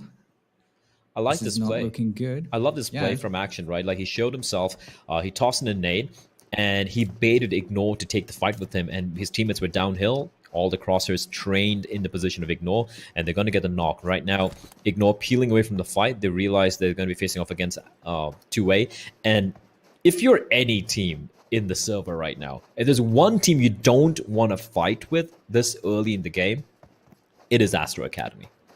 Yeah, definitely. Because they've showed us some good games, you know. They've shown us some good games, some good killing way, the good ways to kill enemy. And I don't want to just mess up with Astro Academy. If I were one of the players or one of the teams there, I wouldn't dare to do that just yet. Well, the next circle, though. Go on. Yeah, because they don't have anything to lose, right? They're in the top 3 positions so far. Even if one of their games goes a little bad, no, not as expected, it's not going to make much of a difference to Astro Academy. Meanwhile, Krita, that's brave. That's very brave, but he's just unaware of Pika's position, and he's going to get sandwiched between 2 rifles and finished off as well. Just hiding behind a vehicle for as long as possible. And Clutch trying to find something. Pika with the M24. He's going to get a tag. He's going to get a finish. It's a question. No, he doesn't land the second shot. The follow-up, another opportunity. He just needs one bullet from any gun. He's missing every one of them, and I don't know how Clutch has survived. He just run away somehow on a sliver of health, and for the time being, he's got some time to heal himself as well. But Krita bleeding out in the open, he's done for, and Ignore have lost 1 member. You know, that's why I want these teams to use at least a DMR in a map like Miramar, because once you miss this out, you don't have to reload that weapon, right? You don't have to reload that bullet again to shoot those players like you do with the bolt action rifle. Come on, guys, use DMR. That's more beautiful. Hold on. Ashok from out of nowhere. He's going to find Action, and Action's taking damage. Now the smokes will be deployed to provide him a little bit of some cover, and Pika is getting shot at as well. He should be careful. Nepal Esports taking the fight to the favorites here. And Pika just gonna... Oh, he's not gonna leave his teammate. Alright, he's gonna use the pit as a shot with the Car 98 from afar. Domi will fall as Action will leave us. He has been taken down by Epic through the smoke. Domi, the res will be coming on in. This is multiple fights breaking out comparatively quite early. I'm pretty happy with this. I'm pretty happy with the fact that some fights are breaking out. Not everyone's playing extremely passive. Yeah, I was expecting for these teams to play a little more passive, but no, they're like, okay, just forget about it. We're going to go all out. We're going to start fighting right away. We need those kills and something like that. However, that's Team Nepal Esports who's managed to get a kill so far by killing a member from Team Astro Academy. Pika is still trying to find those knocks. He's fighting those beautiful headshots with the M24. Yeah, M24. The amount of damage that gun can deal is ludicrous, and Pika is showing why he is the teammate who has been assigned the responsibility of wielding the Zoom banger. Gonna heal himself a little bit. Meanwhile, a long-range duel's breaking up between Sparsh, and Sparsh is gonna be knocked down. 5 power entering the fray, and from a distance, the knock comes in. It's a far-away shot. There's a great shot coming in from 5 power. Sparsh, he's going to be rezzed. He's got some cover. He's got teammates, smokes, and vehicles as well. But what a shot from the distance by 5 power. And all these teams, they're starting to announce their position. They're starting to announce their intentions as well. As you see the circle shrinking in further, most teams still pretty comfortable. You can see 2A heading towards Hacienda del Patron. They're going to be regrouping, just waiting towards the northern part of the map, waiting for the next safe zone. But if you look at the center, it's a cluster of teams, a kaleidoscope of death. Yeah, and I want to tell you a secret play. I don't know if you want to know it, but you know, in every time here in Miramar, if you are all alone or if you want to be safe, you have to go north. Trust me, it's always clear. Nobody's there. Okay, all right. Let's see if that's going to be the case here. Okay, Astra Academy just entered it, which is good. We have lots of teams towards the southern side of the map, though.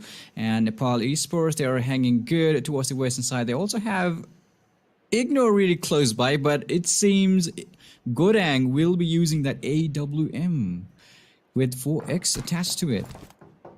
Well, let's see if he can wield it, as well as we saw Ambition wield it just a couple of maps back. Scooby, Vendix, they have the high ground advantage, and they know they have Cosmonauts pinned down. Blancos, the moment he pops his head, he's going to be in a bit of a pickle. Scooby, going to unscope. Mondo from above. I like how aggressive Firepower are being. At the same time, I'm worried, right? I'm worried that they are spread quite thin. A knock taking place and a fast push from a team, and they won't really be in a position to go for these reses early on. Device is kind of screwed, isn't he? He's down in that valley, and there are 3 teams looking down at him. That's just rough. And there's no one nearby. Not a single teammate nearby. The thing is, he can't step out from that sack, you know. Once he does that, he's gonna go grounded. Boom, just like that. Okay, so we have Cosmonaut here looking so far so How good with does everybody Mondo not alive. see this? And look how calm he is. He can hear him, but still he's not moving. Oh my goodness, Mondo, he didn't see it? You kidding me? He's right there. Come on, go down there. He's right there behind the trailer, I guess. Mondo still looking at a range spatial. Everybody's focused on the range, not looking down here in the trailer. But Sivo, if he moves, if he makes any sound, he's going to be eliminated just like that. Mondo still couldn't find him. Sivo, oh my goodness. The patience of these teams, patience of these players. Sibo not budging. He's got the silenced AK as well. The Automat Kalashnikov. That could be quite deadly in the right hands. There's no way. Vino, he has no idea. Neither does Mondo. In a moment, Sibo strikes. Can he get the wipe? Can he get these 2 kills is the question, because there's no way Firepower are aware of this. And this is such a dangerous game of Sibo. And that's the thing with everyone else from his team. Like, no one from Cosmonauts are together. They've just abandoned Sibo. Sibo's like, you know what? I'm just going to find this trailer bed. I'm going to take a nap, and no one's going to spot me, and I'm just going to be very comfortable over here. He's just going to try and use the third-person camera to make sure he doesn't get spotted out, hugging the wall. But honestly, at this point in time, he must need a change of his underwear, because you can hear these footsteps, and you know it's not just one player. You know it's at least 2 players, and you know that Firepower were in the vicinity. As we do see a couple of knocks taking place. 2A taking the fight to Ignore. You can take a look at the map on the top right-hand corner of your screen, ladies and gentlemen. You can see it further collapsing on itself towards the graveyard. And Firepower, they're going to make a move. And this is the opportunity for Sibo. This is what he's been waiting for. He's been so patient, waiting for everyone to evacuate the premises. And once they've done it, he is going to make his move. Finally, Sibo, like a hunted rabbit in a hole, he waits for the foxes to leave, and the foxes have left. And now the rabbit will finally poke his head out. Now, same thing here for Device as well, but he's been spotted by Yocto E-Sports. Okay, not looking good for him. Sibo, however, he really played well there, but no, Device. Oh my god, that TLG with the M24, he knocks him down beautifully. And there's another shot, another fight going on between Team Ignore and Nepal Esports as well. However, I think Sugar Daddy just wants to find that player, find that kill for the team. He's going for it. He is going for it. Team Cosmonaut is really far away from his teammate's Device, who is knocked down. Okay, he's gonna go down play. It's not looking good for Cosmonaut. The previous game was good, but this one looks really hard for them. Yocto, they actually are gonna be looking after more players around them. They're just simply trying to gather more information as possible. And Exodus is being shot down from up here, Ligro with the AKM, and also K's. I think they must have seen Epic down there inside those compound. They've got the high ground, they got the pickup truck as well, if in case they have to leave that place, since it's really to the edge of the circle. Once the circle swings in, they're going to have to leave this place just like that. Well, let's see if that does take place. We see Scry. They're putting in the paint here, but Dan 2A, they're just so good. I mean, forget all the hyperbole. They're just such a goddamn good team, right? Like, they just win their fights, they win their team fights, and it doesn't matter how grim it looks for them. They're always going to be mowing down players. Very similar to APES Incorporated as well. 4 kills to the name. And every other team, they're either sitting on 0 points or 1 point. And already Astro Academy on 4, with all teams still alive. The circle will shrink on in further. Team number 14, Team TS, are looking pretty comfortable on top of that mesa. And that's interesting spot to be in, because if the circle does converge on the position they're at, that is 10 shade, they're in the best place to get the chicken dinner. If it's not, it's pretty much a sheer hill where they have to grind down, and it's going to be very deadly because you're going to be exposed to almost everyone. As we finally see Astro Academy enter the safe zone, we have Sayal, the lone man standing, I believe, for Nepal Esports. Oh no, never mind. They still has his teammates Promote and Ashok, but they are getting gatekeeped by Ignore. Oh. The drop comes in. It's going to be Dwido with the Car 98. Some clean shots coming in. Love it. Love some ball-to-action sniper action. That was a beautiful shot. That was a beautiful shot. And I guess they will be gatekeeping these players. But Mondo from that high heel could be some trouble against these teams.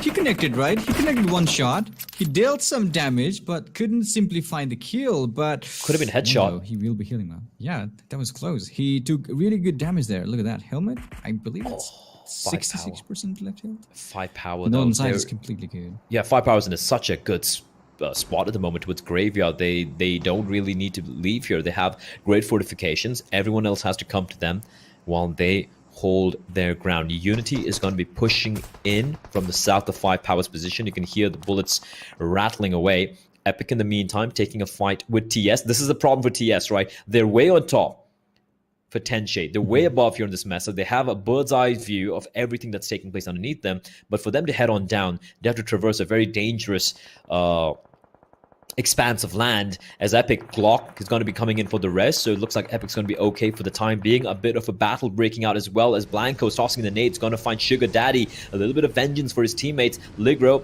with the vehicle. And a double nade coming in from Special. 5 Power. They're just completely wrecking the team they're battling against at the moment. No one seems to be able to enter their fortification.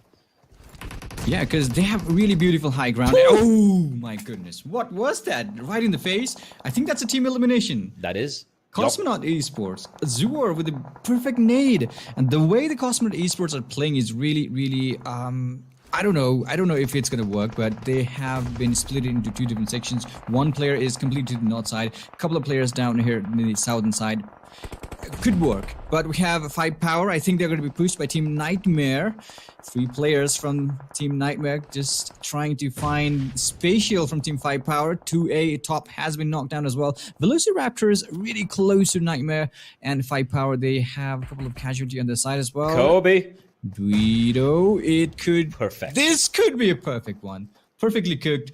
Perfectly, that was a perfect trajectory as well.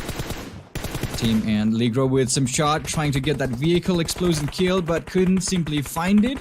Team Ignored, they've been eliminated completely off the game. 10 shade. I don't know why they left EpicGaming, but Scry is in trouble. Scry is in trouble. One more shot. That's the beauty of DMR. One more shot, he could have gone out from the game, just like that, but no. The Mini, he's still surviving. The Mini dealing a lot of damage. Ligro should be careful. How are these bullets not connecting from Venox, someone we know can really land these shots with a Mini 14. And it's suppressed as well. Oh, he's got shot from the side. That's a problem. You expose out there on top of the peak. You're going to be shot at from multiple directions, and Veno is going to be tossing in a smoke. I'm feeling very uncomfortable with his position here, right? He's just exposed from 360 degrees. And anyone could just land a lucky headshot on him, and he could be done for. You can see Blancos and Azure from behind. They could make a move here. They could push on up. What? For the time being, a bit of a lull in the action. EpicGaming getting knocked out in the 10th place. 0 points to their name, so they're going to get just 1 placement point. Astro Academy will fall as well. Oh. The final member left standing will hit the ground. They get 4 points. And now we're down to the final 8 teams and 23 alive. Every single team's down here. They need to move now because the circle is about to close any moment. A Team 5 Power, they've been staying here for way too long, but now it seems it is time for them to loot this place, including Team Unity, because they're really close. Team Unity, they will be just right behind them. And Team Firepower, I think they should be moving right now. Mondo, I think... Come on, what is going on? Is he trying to make sure another kill for the team? Yes, of course. Azure is going to go down. Blancos nearly near to Azure, but I don't think he is going to go for the rest as just yet. Mondo with the M416 is still holding this higher ground. There is a player. Come on, throw a nade, just like you did before. Maybe he doesn't know there is a player close to him. Anyways, he will be still holding on to this ground, and a little bit of rotation coming in from the players from these teams out here. There goes player Scooby, just knocked down a Refus from Team Unity. Scooby still looking good, and now is the time for them to move in. Sixth circle is about to close in any moment. Blancos still close to his teammate.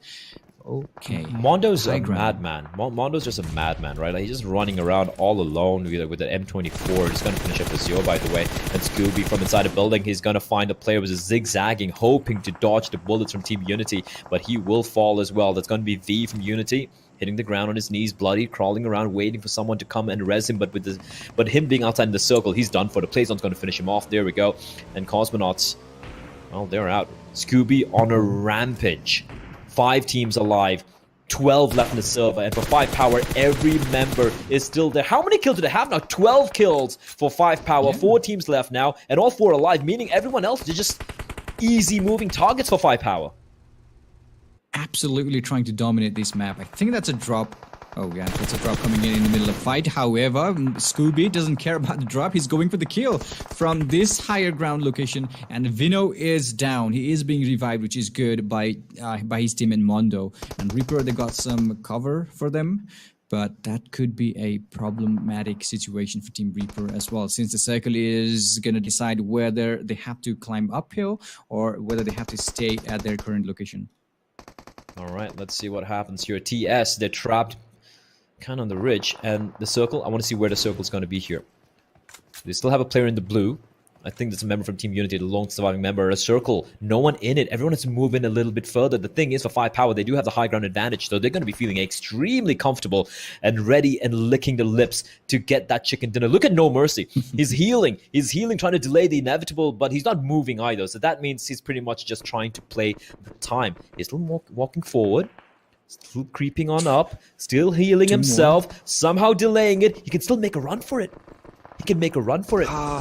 I don't think he's gonna make it. Only 2 first hit kit. The last one goes in the body, and no time. Yeah, I think he's gonna go down. Yeah, he should be going down. But look at the fight. Look at the push coming in, and this is time for No Mercy to strike. He's gonna get 1. He's gonna get 2. He's gonna one a Firepower from the blue. He delivers vengeance, and vengeance is sweet indeed. What a play! What a play from No Mercy. Unity takes out Firepower, who are the favorites there, leaving it down to a 3v3, 2 teams left alive. It is going to come down to Team TS, and they're going to be facing off against Reaper. Well, that last first hit kit was worth taking it, you know. That was simply amazing. Eliminating the Firepower, sneaking from behind. That was a crazy move by Unity there. But meanwhile, we have 2 teams alive. It's going to be 3v3, I believe. So Reaper versus Team 10 Shade here. They've got a couple of buggy, couple of the airdrop, couple of cover for them. But Reaper, it seems they are trying to go a little higher and try to flank. And also Team Shade, they know they have to go a little higher if in case they want to get the chicken dinner. 10 Shade, very well aware of what Reaper are up to. Both of them in the safe zone right now.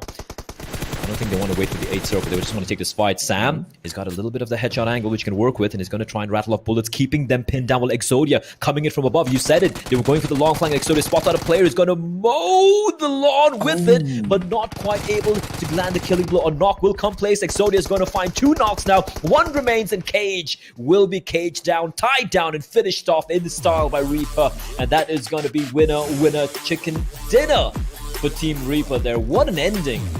What an ending to the game. Yeah, that was simply amazing. Exodia, you know, he tried to clutch in the previous game in the Erangel, but he couldn't do it. It seems he was ready for that.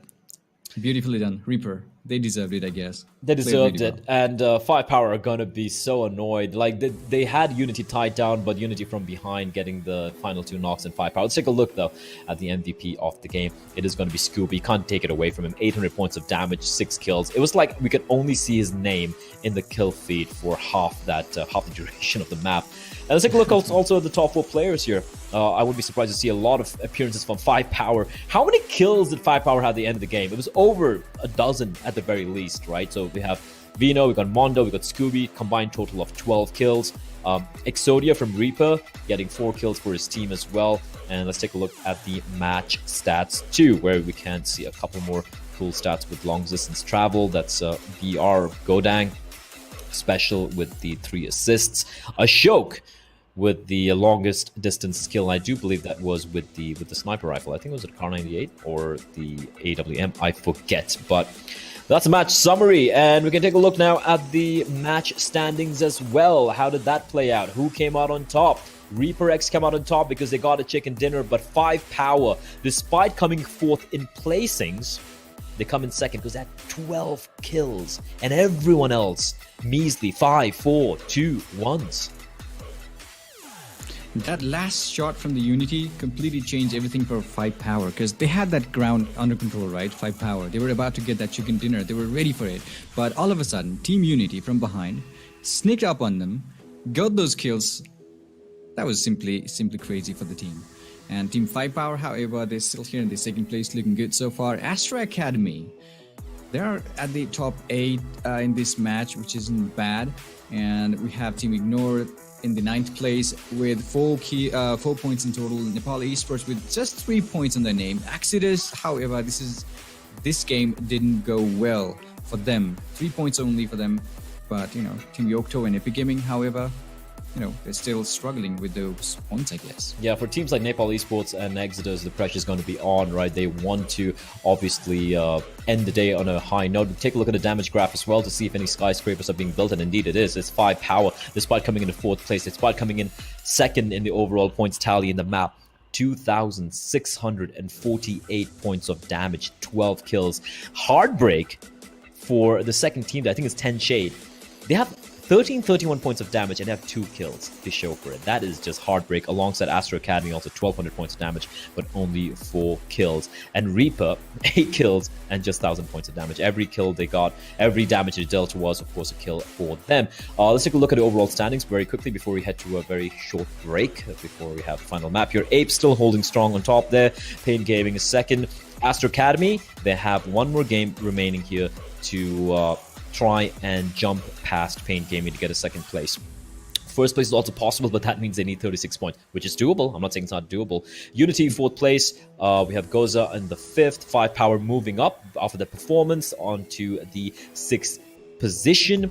3 teams tied at 76 apiece. It's Five Power, PeaklySeven, Team Gravity, and Goza just have that 2-point lead over Five Power. So for Five Power, if they play the cards right here, they could solidify their placings at least in the top 4, if not the top 3. Heading to the 2nd page of the overall rankings, we have WCK Team Rage dropping down a notch, EpicGaming and Nightmare, and Reaper X and Exodus and Nepal Esports. Right, these 5 teams. This game matters because if you look at the points difference between the teams in the second half of the table, 74 to 54, barely 20 points, right? Most of them are tied as well at 69 and 74, 62, 60. They need this one good game, which can catapult them to the top 8 position, which would make them feel much more secure as they enter the final 2 days of the group stage. And of course, as we go on further down the rankings, it's 10 Shade kind of mounting a mini comeback here. Yeah, with that 2nd place in the previous game, that's going to make a huge difference for the teams. Like, I've been telling a lot about these bracket and all, but yeah, it really matters. That top 16 bracket, it really matters. And these teams who are currently not in that bracket, they're actually forcing them. They're actually making some plans to enter it. Like Tainsade, they just climbed up in the 18th place. That was simply a good game for Team Tainsade. It was indeed, and we have hype over there at the bottom. Unfortunately, there was a lot of hype with them coming into the tournament, but it looks like it has fizzled away. Yocto VelociRaptor at the bottom, alongside TGT and Equinox. And as much as I want to believe in a comeback, it is looking very, very grim indeed for these teams. But that's it for the overall rankings. We're done with game number 3 of day number 4 here of PMCO Spring Split Wildcard 2021. We're going to be going to a very quick break, ladies and gentlemen, and we'll be back with the final map of the day, which will, as usual, be on Erangel.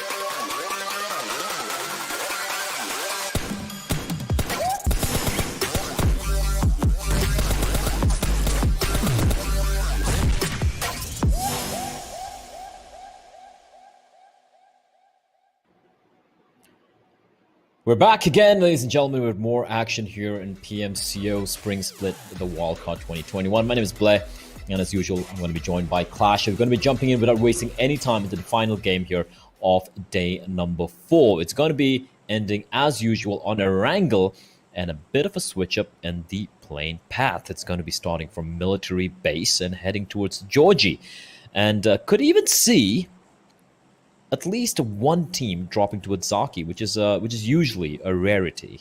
Clash. Yeah, it's actually a new circle for us, right? And Zarki, we can see a team down there.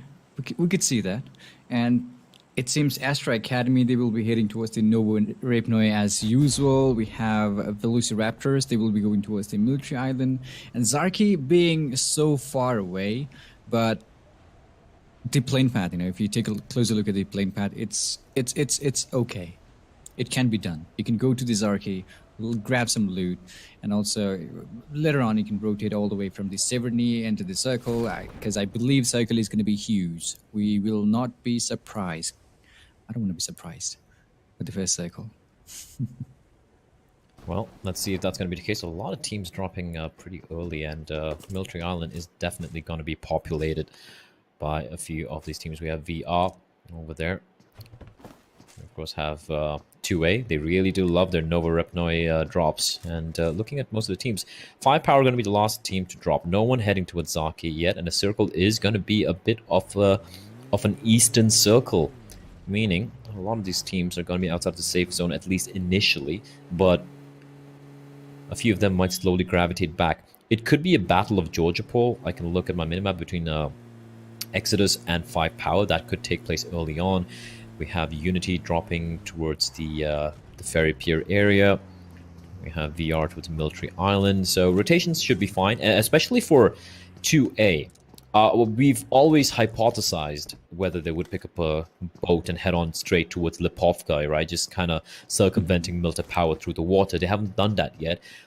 Could this be the time to do it? I would love to see that. I would love to see them just kind of just avoid everyone, head towards Lipovka via the boat. And considering the plane path, the plane trajectory, they should know that there shouldn't be too many teams, or any team for that matter, towards Lipovka.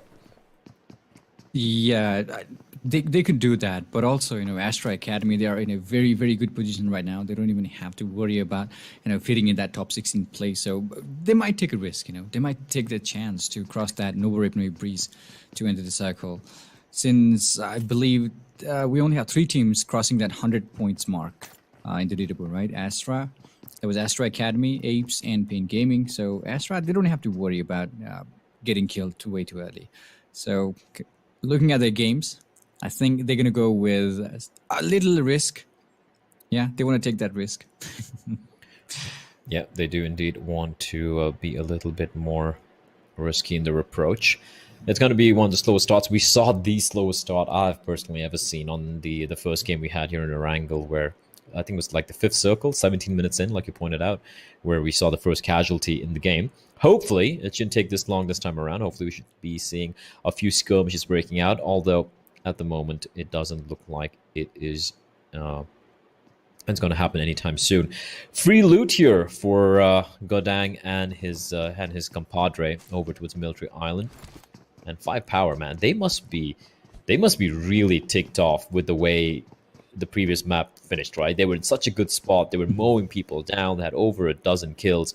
And in the end, it was a snaky play coming in from the final player from Team Unity, from the blue zone, finding the final 2 players of 5 Power. So they're going to be seething with the fact that they weren't able to get that chicken dinner robbed by Unity. And maybe could be seeing a bit of some revenge fights taking place here. But still, like I pointed out, very early days. No one looking to take a battle. As I say that, Scooby spots out a player, and he lands a bit of damage. And Sugar Daddy he's just driving across on the bike, and Scooby not able to land a singular bullet.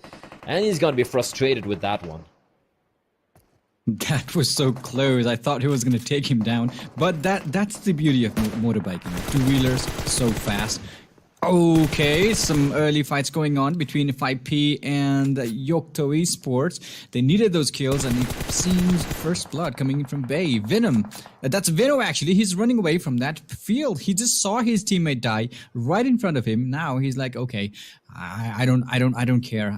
I have to rotate. I have to make a little flank towards that heel so that I can get that player. Whoever killed my friend, I'm gonna get him down. That's what he must be thinking. Goes a little bit higher, trying to find Bay from up here. He finds him in the open space, fires a color shot, and there he goes.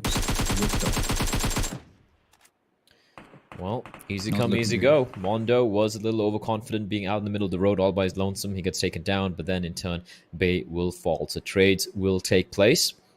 5 power down with 3 members, and so are Yocto and Sugar Daddy and TLG. Special saw them head on down. They're out in the open. That is risky. It's tapping away with the Scar at range.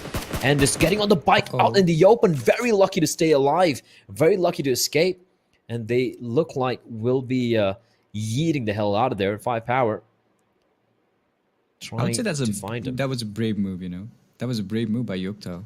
They heard those shots, right? They knew those shots were for them, and they were like, okay, you can shoot us, but we have that bike. We're going to take it and go inside the circle just like that in front of your eyes. You're not going to stop us. That's what they were doing.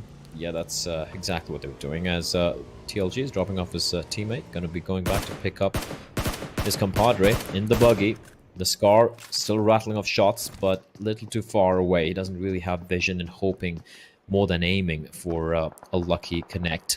And it looks like they've made their escape. Epic, in the meantime, spotting out a couple of players. That's Team Nightmare traversing the terrain right next to them. And they won't really land any shots here. So some early rotations taking place. Just 2 players lost as well. A really blinged out Dragon Dacia, and that could get a little scary if they're not careful. We can see teams migrating already. 2A once more, not opting to go for the boats. They're going to be crossing the bridge, and fortunately for them, there's no one who's going to be gatekeeping the eastern bridge. However, the western bridge, VelociRaptor might be on a trajectory to face off against Teen Shade. Teen Shade are camping the bridge right now because the bridge is at the edge of the circle, so they can hold ground because they are very certain they saw at least a couple of teams dropping towards a military island. And Astra Academy, I think they will be heading towards the military breeze as well. Or maybe not. I think they're just trying to make sure that nobody's there on the other side of that Noble Rip, no breeze. VelociRaptors, yeah, they are going to be in a huge trouble if they follow the same breeze. But we have a vehicle follow going on between Team Epic, which is following Unity. Vi, it's going to go down just like that. And that's a vehicle kill. That's a vehicular manslaughter. Mad Max scenes here on Erangel and Epic. They're going to be happy with that. Again, playing with just 3 members, and Unity's not going to be happy about that. V getting knocked down and then run over. Nothing his teammates can do. Easy win in the distance in his buggy. He's going to try and group up with his other teammates who have that's no mercy. He's parked his vehicle for the time being. Now, where did they go from here, right? There's not much cover, so they need to drive on further to find something, some semblance of cover to work with. Riley drops one down. Look at this from VG. They just got VR. They're just going to come rampaging through the bridge, and one player gets taken down. Godang's going to make his escape, but one down, the second one driving through with a buggy as well, and somehow they managed to escape.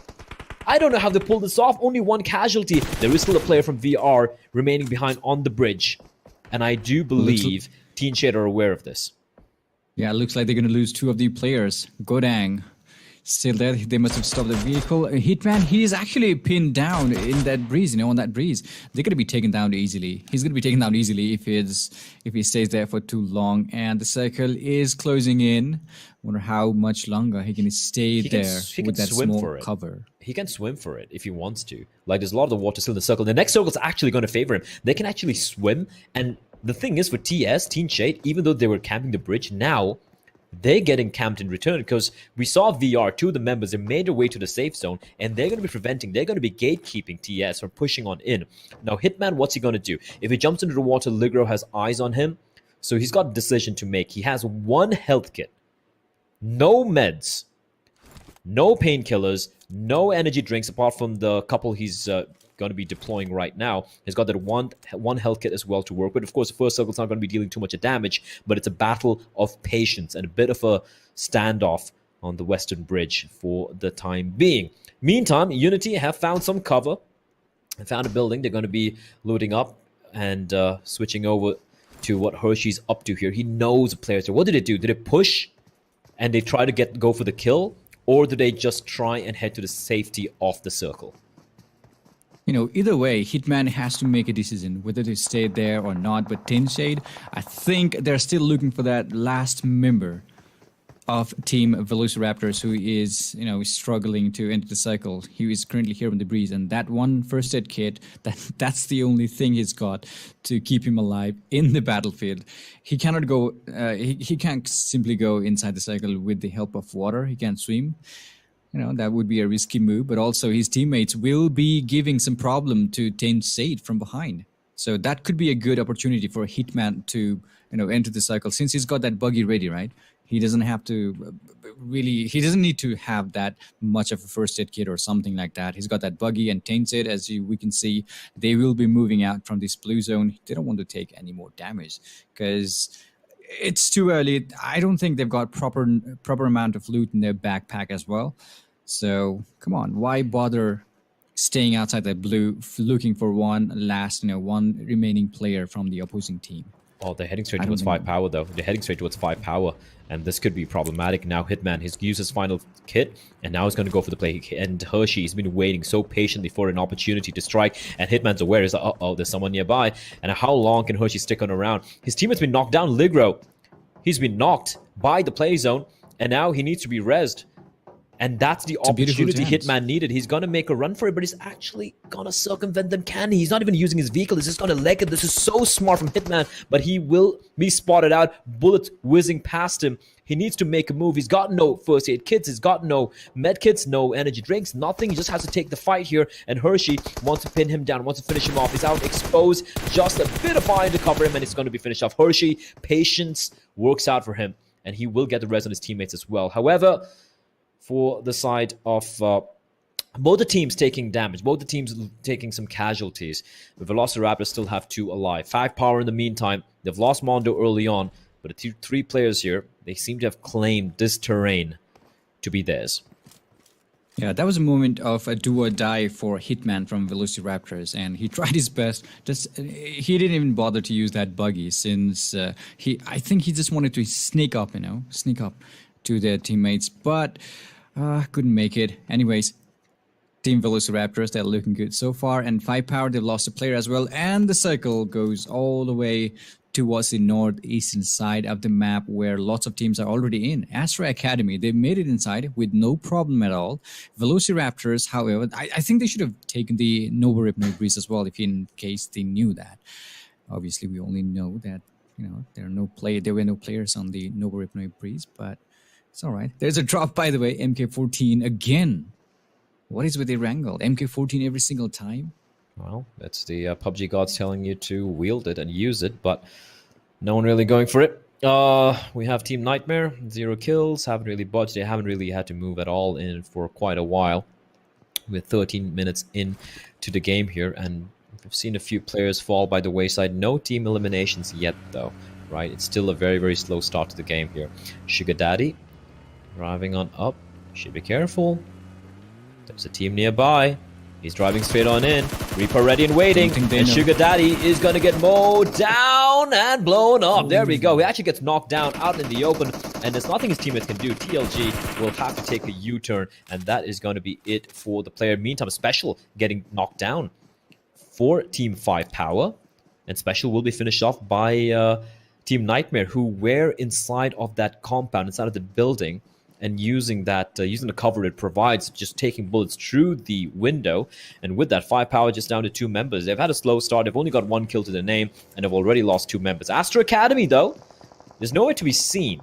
They really haven't done much, but they still have all 4 players alive. So I guess they're going to be playing for the late game. Yeah, of course, indeed. And we can hear lots of shots being fired here in the compound as well. Scooby, he heard those shots. And 5 power, I think they're going to play a little more safe game, you know, because in the previous round, if I were in the position of 5 power, I would have raised a lot. because I was so close for that chicken dinner and, you know, somebody just kills me. I would have raised a lot. Anyways, this is Erangel, the last game of the day here in PUBG Mobile Club Open 2021 Wildcard, day 4, of course, and Unity. Their player, Vi, he was run down by a vehicle, but we also have 3 players alive for Team Unity, and Pika from Master Academy, he just took some good shot against Team... No, that's Scooby. Scooby-Dooby-Doo, please. Where are you? Anyways, let's get back into the game. That's a Cosmonaut, by the way, still holding on to these compounds, and every single teams have entered the play zone, which is a good part of it. It means we will be seeing some kind of action probably in the next phase of the circle. Well, that could be the case here. It could indeed be the case. 15 minutes in to the game. No team wipes yet, although a couple of these teams are just barely clinging on. VelociRaptor losing 2, 5Power losing 2, Yocto E-Sports losing 2 as well. EpicGaming and Reaper with just 3 players in the server. Apart from that, yeah, it's a very low fragging affair. We've seen so far, quick math, 7 kills. 50 players in the server, 7 kills, 15 minutes in, almost 16 minutes in. Circle number 4 about to start to collapse on itself. It's going to take it's going to get pretty gruesome here. And it's out in the open. It's plain fields, barely any compounds, barely any huts to work with. As a player from Nightmare getting knocked down. Did he just fall off his vehicle or something? I'm not too sure. We have Nepal Esports on the eastern side. They still have a bit of land to traverse. Scooby, along with his teammates as well. And there we go. The team everyone wants to keep an eye out for, it is going to be Astra Academy.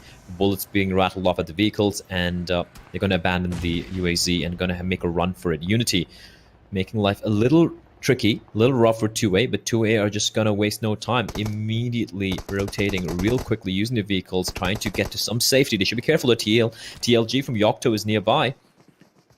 Uh-oh. It's Riley who goes down. Sotko with a vehicle explosion. He just knocks down Riley. Ignore Asuna. He's been taken down by Sibo from Cosmonaut Esports as well. Unity, however, you know, they've been surprising the opponents all around them in every single map as well. And coming to 16 minutes, 17 minutes mark here in the Erangel, we have Team Astra Academy firing some bullets against Team Nepal Esports. So he really made it. He's right behind that Dacia, and okay, Action is gonna take some bullets as well in his body. Will he be able to fight for the team? Okay, I think he will. His teammates are nearby. Race is coming for the team. Pika with the M4. Yocto, however, look at that. They are just chilled out, you know. I think they're scared a little bit since they are down to 2 players only in the game. And that's Exodus for you guys. Max taking the kill from a Reaper. 2 players right ahead of him. Well, let's see if they're able to reply back. And yes, they will. Sparsh with a perfectly placed nade. The second one should finish off Max. There we go. Max will bid as adieu, and there's nothing his teammates can do. Exodus will have to hold on to the little bit of cover provided by the tree branch. They're still looking for the Hunter. They want to take down Reaper here. It's a 3v2. Sparsh and Sam separated. As Domi finds Versi, Dexter is going to fall to a vehicle, to fall to his death, or just naded himself. I'm not too sure what happened there. Also, just to remind everyone, in the midst of all the action, 5Power are going to be the first team to be eliminated, something you don't see that often. The final member standing, falling, and being the first team to get knocked out off the server. Exodus fighting multiple battles on multiple fronts, and they need to be very wary, very aware of what's happening. They can hear bullets being rattled off by Team Cosmonaut. And the nade, I have no idea how that nade didn't take down Swan, but Swan's still alive. Third personing, healing himself. The second nade could be brutal though, and he's gonna take a bit of damage. He is calling, screaming, yelling, begging for backup to arrive. The backup hasn't arrived yet. Blancos, meanwhile, with a nade, and just in his face, it explodes. He's gonna fall on back. He doesn't take too much damage, luckily, and he's got some energy drinks in his backpack to pop, so he can get his health back to 100%. But device is down. The question for Cosmonauts is, do they try and go in for the res? Well, I think they have to do it right now, and also they are engaged in a battle with Team Exodus right ahead of him, and I think they should be, you know, they should be trying to get those kills first, because 2 players down for Exodus, right? Ackley nearby. Swan is really low in his health as well. Sleazer is begging for that rest. Come on, revive me, my friend.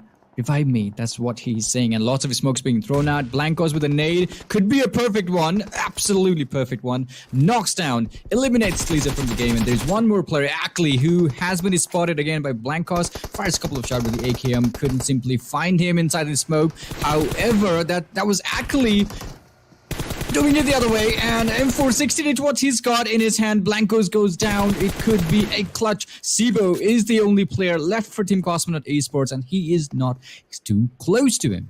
Ackley's playing this to perfection, hasn't he? He's pretty much 1v2 that entire scenario. And now Ackley looking for more. Sibo desperately trying to get the trade here. He needs to find him. Circle closing on in. A Molotov will be deployed. Sibo getting into the vehicle. And Ackley rattling off bullets and he's got to wipe it out. He basically 1v3'd Cosmonauts. And the Cosmonauts going to come crashing to the ground, tumbling from space.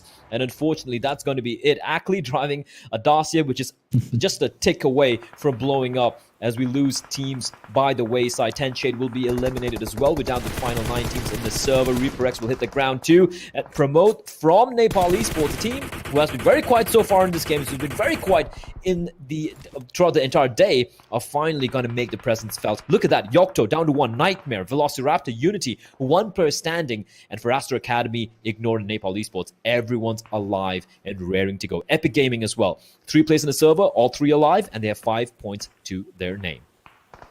Yeah, and Reaper, they got eliminated with 6 points, which is not bad for the team. But the next cycle, it is going to be chaotic, right? Because Nepal Esports, they're all keeping that pace. They're all silenced right now, not ready to expose themselves just yet, just trying to get as many information as possible from the surrounding, because No Mercy from Unity is close by. EpicGaming, they are all alone. They are left over towards the northern side of the map. And also Astra Academy, if you take a closer look at the southern side of the map, Astra Academy, they're going to have to fight with Team Nepal Esports, and also Team Ignore is close to them. So that could be a fight to watch, because lots of teams are focused here towards the southern side of the map. Maybe there is some kind of reason or maybe a heal to for which they could work out for their advantage.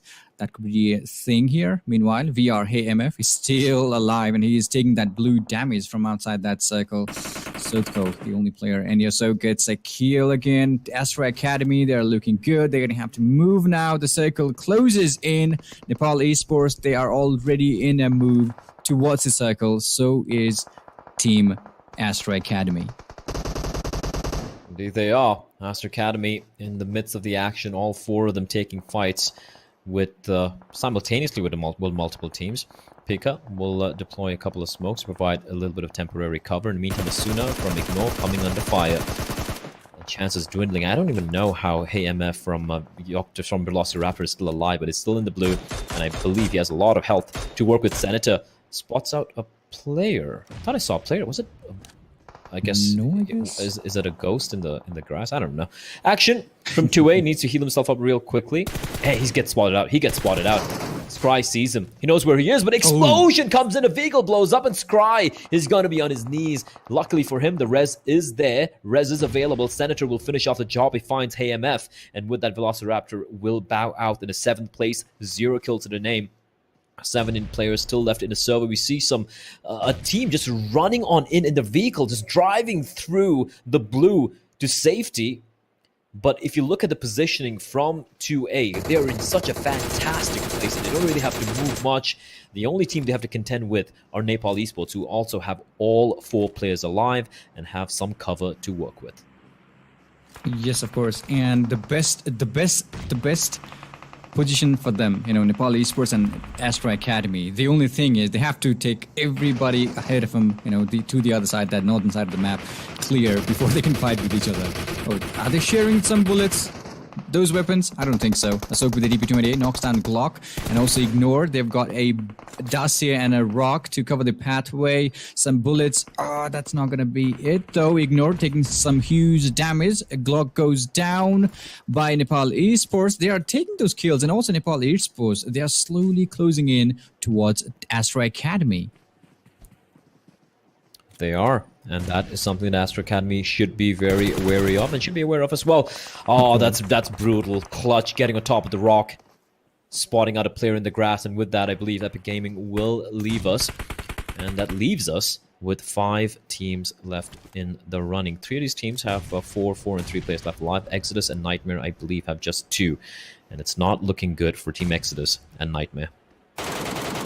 Yeah, towards the northern side, we have Nazi, who is completely looking good. But the fact is, Astra Academy, they have to clear to their right, right? They have to clear the pathway to their right if in case they have to make that rotation. But it seems the cycle is going to go towards Ignore. And they have that cover. They are perfectly they are in a perfect position as well. But we have Astra, who is making their slower move. There's a nade for Asuna. That was really close call, by the way. Krita was knocked down. There's another nade, which could be devastating for the team. Takes some damage.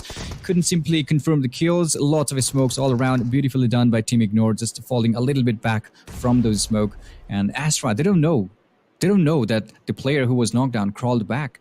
They're still trying to get those players inside of that smoke. Scry, however, look at that. He is making that flank. He's trying to get those players down, and Nazi could be a huge trouble. Whoever is uphill, Nazi could be doing some good damage later on. They could Ignore trapped between 2 very dangerous teams. Northeast Esports tossing in the nades, and they're just getting brutalized by nades from both the teams. 2A, 4 alive, slowly creeping on in, and it's going to be Scry. He had the huge flank, and it finishes off Ackley. And with that, Exodus will bid us farewell. Down to Nightmare's one singular player, still somewhere around that Nazi, as you pointed out. And Scry is going to find Krita in the meantime. Ignore getting mowed down. A player on his knees. Asuna and Clutch, are they going to go for the res here? They're going to be tossing in the smoke. Action's going to find Iron from Nepal Esports with the MK14. Senator's going to knock down Krita as well. And with that, I believe Ignore down to 1 member. Asuna spots out Scry, but he's not able to finish him off. He's going to go standing up. That is so risky from Asuna, but he wants to win this duel, and he's going to go for the jumping shot, finishes him off, and with that, 2A will be knocked out in the 4th place. Down to Nepal Esports, Ignore, and Nightmare, and somehow we still don't see the final member of Nightmare. Is still hiding around, tossing in the smoke. That Nazi just waiting. He knows his position is compromised, but he's just going to toss in the smokes and try and provide some temporary cover. A wall of smokes being deployed. Well done by Nazi to at least try and push it a little further into the safe circle. But the problem for him is Northeast Esports. They have all 4 players alive, and they can just take any fight they want. Yeah, of course, and they know there's a player, right? They must have heard those bullets from Nazi as well, so they will be looking their eyes open. Alon and 2 of the players from Team Nepal Esports, they are just looking for the players down below, which is good. And talking about Team Ignore, what a clutch that really was. Asuna, that was simply amazing. You know, he took down, I believe, 2 or 3 players from Team Astra Academy, really held their position perfectly. And Nazi, now is the time to throw a nade. That smoke is going to wear off anytime soon. And also 20 more seconds. That's all they have. I believe Iron is going to make slower flank from the left. Ignore. Uh-oh. Everybody's snaking here. 4 players from Team Nepal Esports still looking good. That vehicle cover is not going to be as useful as before. Iron slowly making his move with the M4, and Clutch has been spotted. He goes down. There is no way he will be revived at this moment of time, and he goes down.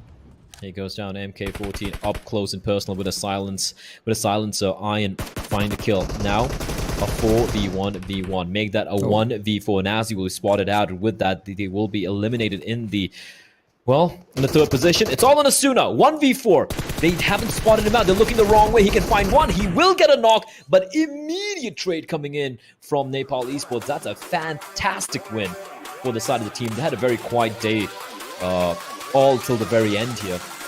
23 points, 8 kills to their name, 1,400 points of damage as well, and those 23 points are going to come in real handy for them as they're going to be jumping up the overall standings when we take a look at it later on. Great game overall, pretty action-packed, very hectic ends, very hectic final circles we've seen so far here today in day 4 of the PMCO Spring Split Wildcard 2021. I do believe you're MVP of the game as well, and I can present that as Asuna from Ignore. Sure, he wasn't able to pull off the 1v4 clutch at the end. Sure, he only had 3 kills, but 860 points of damage is nothing to scoff at. And let's take a look quickly as well at the top 4 players of the match. We have Ashok from Nepal Esports. You have Akali, who pulled off that fantastic, that fabulous 1v3. And then we have Sam from Reaper X with 3 kills to his name and 600 points, 600 perfect points of damage as well. Quickly taking a gander at the match rankings, we have Nepal Esports coming out on top. They're 23 points. Second place Team Ignore, 6 kills for them, 12 points for placement, and it's going to give them 18. That's going to give them a big boost as well. Nightmare too, bear in mind, they are in the top 16, and this is really going to help them as well. Third place at 14. Astro Academy, not able to get a chicken dinner this time around, but they will get 13 points as well. Exodus too. So some teams, for teams like Ignore, Nightmare, and Exodus, this has been a fantastic game. EpicGaming, not too shabby, 9 points. Reaper X with 6, and then we have Yocto, who have been languishing at the bottom of the overall table. They get 4. I don't think it's going to be good enough, though, unfortunately, for them. And then, of course, we have the remaining teams, Firepower and Unity. Unity struggling a bit here today, Clash. Yeah, of course. They were doing some third-party action earlier on, but the last game was not... that was not good enough for Team Unity. And also Firepower, they got eliminated way too early. That was some crazy. So, yeah. I guess, that... Of course, we have a bit of production. Okay. Ah, there we go. Sorted out. We have the damage graph. It was a keen, close fight between TI and Nepal Esports, and even though TI had the Impulse had more damage points, it was Nepal Esports who were able to get more kills, and of course the chicken dinner at the end there. Shout out to 2A as usual, always dealing the damage out despite not placing on top over there. We have Exodus and 1170 as well, so some pretty nice skyscrapers. Looks like a nice mid-sized city. Take a look now at the match standings, as we have not the match standings, I'm sorry. Let's take a look at the overall standings, and this is what everyone's going to be taking a look at. Now, every team has played 8 games. There are 4 games remaining for each and every one of these teams. APES Incorporated have still managed to cling on to their 138 points first place. Astro Academy managing to get on top of Pain Gaming. They have stolen the second place crown away barely by a point. 115, 114 for Pain. Unity making the way in the 4th place, solidifying the position there. Nightmare going up to the 5th place now. EpicGaming in the 6th. Goza dropping down to 7th, and Nepal Esports making an entrance in the 8th place at 77. If you look at the difference between the 4th place and the 8th place team, it's a measly 10 points. Yeah, which is definitely achievable. These teams are really good at it. And one single chicken dinner play, one single chicken dinner can change everything. And Nepal Esports, they just jumped all the way from 15th place to 8th by the end of the day, which is good for them. And we have a bit of a red, that down arrow for lots of teams. Team Exodus, however, they managed to enter the top 16 bracket. They started, I believe, from 23rd position or something like that. But, they're going to end this game in the day with 14th place, which is definitely good for the team. Yeah, and if you look at the total points, like from the 5th place onwards till the 16th place, the gap is minuscule, right? It's barely 20 points difference between 5th place to the 16th place. So anything can happen tomorrow. We can see a lot of teams dropping out of top 16. We can see a lot of teams coming in to the top 16. Let's take a look at the 3rd page of the ranking. So 59. I mean, Team Ignore, they just need one good game and they're going to be in the top 16, right? So anything can happen. Like Battalion 5, 10 Shade, Nikon. These are teams we didn't see today. Battalion 5 and Nikon. Tomorrow, they're going to be making an appearance as well. We have Wonkru, Cosmonauts, Yocto, Eclair, and the bottom over there. And as much as I believe teams like Ignore and Nikon and 10 Shade and Battalion 5 can still qualify for the playoffs, I do believe for teams like Yocto, Eclair, and of course when you take a look at the final page, we still have a couple more teams there. Yeah, we have Team Hype, TGT, VelociRaptor, and Equinox. I believe their opportunities have kind of dwindled away to nothing, right? They just have 4 more games remaining, and unfortunately, I just don't believe that if you have less than 30 points at this point in the group stage, that you really have a chance of making it. Yeah, of course. Since we only have like 4 more games left for each and every teams here, which is definitely going to be a crucial one, and that's going to be really interesting to see the last day, because I'm curious, how they're going to go, like aggressive or the passive one. But yeah, we'll find out. One team we know who like being very aggressive, of course, are going to be the APES, and they have just been fantastic. And now I am excited. I am so ready. My body's ready. My soul's ready to watch these two teams go head to head. It's going to be Astro Academy and APES Incorporated. Probably going to be seeing them play tomorrow. Look at the amount of damage APES have just dominated. 14, 4, 4, 4. amount of damage dealt, damage received, kind of similar. 75 kills. They are the kings of the hill. They are the kings of the jungle, the emperor of PMCO Wildcards 2021 right now. And even the points, though, 138 to 115. Now, the points difference might look quite substantial. It's really not. It's 23 points. If Apes bow out early in the first game tomorrow, if they have like 1 or 2 points in the first couple of games, and Astro Academy continue their trend of being consistent throughout, we could easily see 2A, aka Astro Academy, come out on top and snatch the crown away from the Apes. So I personally am super excited, super ready for tomorrow and day after. We take a look at the kill leaders as well. A few of these players I'm going to be remembering a long time after this tournament. Suncheer from Apes, he is still on top of 22 alongside his fellow Ape, the White, who are both on 22 kills. We have Vino Zemo from 5 Power. The 5 Power, despite not being top 3 team, you cannot discount the fact that they are the Grim Reapers of the battlefield. 21 points for Vino. And for the side of Team Pain, Doggy, who is indeed a rabid hound on PUBG Mobile. Absolutely fantastic job coming out from all these players. And of course, unfortunately, we only have spots for 4 of them. But if you had like a top 10 listing of the kill leaderboard, I'm sure we'd see some very expected names to make an appearance there as well. And I think that's it. I do believe that's it from our end here, ladies and gentlemen. Thank you for tuning in. We still have 2 more days remaining in the group stage to decide which 16 teams are going to make it to the playoffs, which will be taking place next week. From all of us here, alongside a production crew, myself, Blair, and of course from Clash, we'll see you guys tomorrow bright and early. For now, GG, well played. Bye-bye.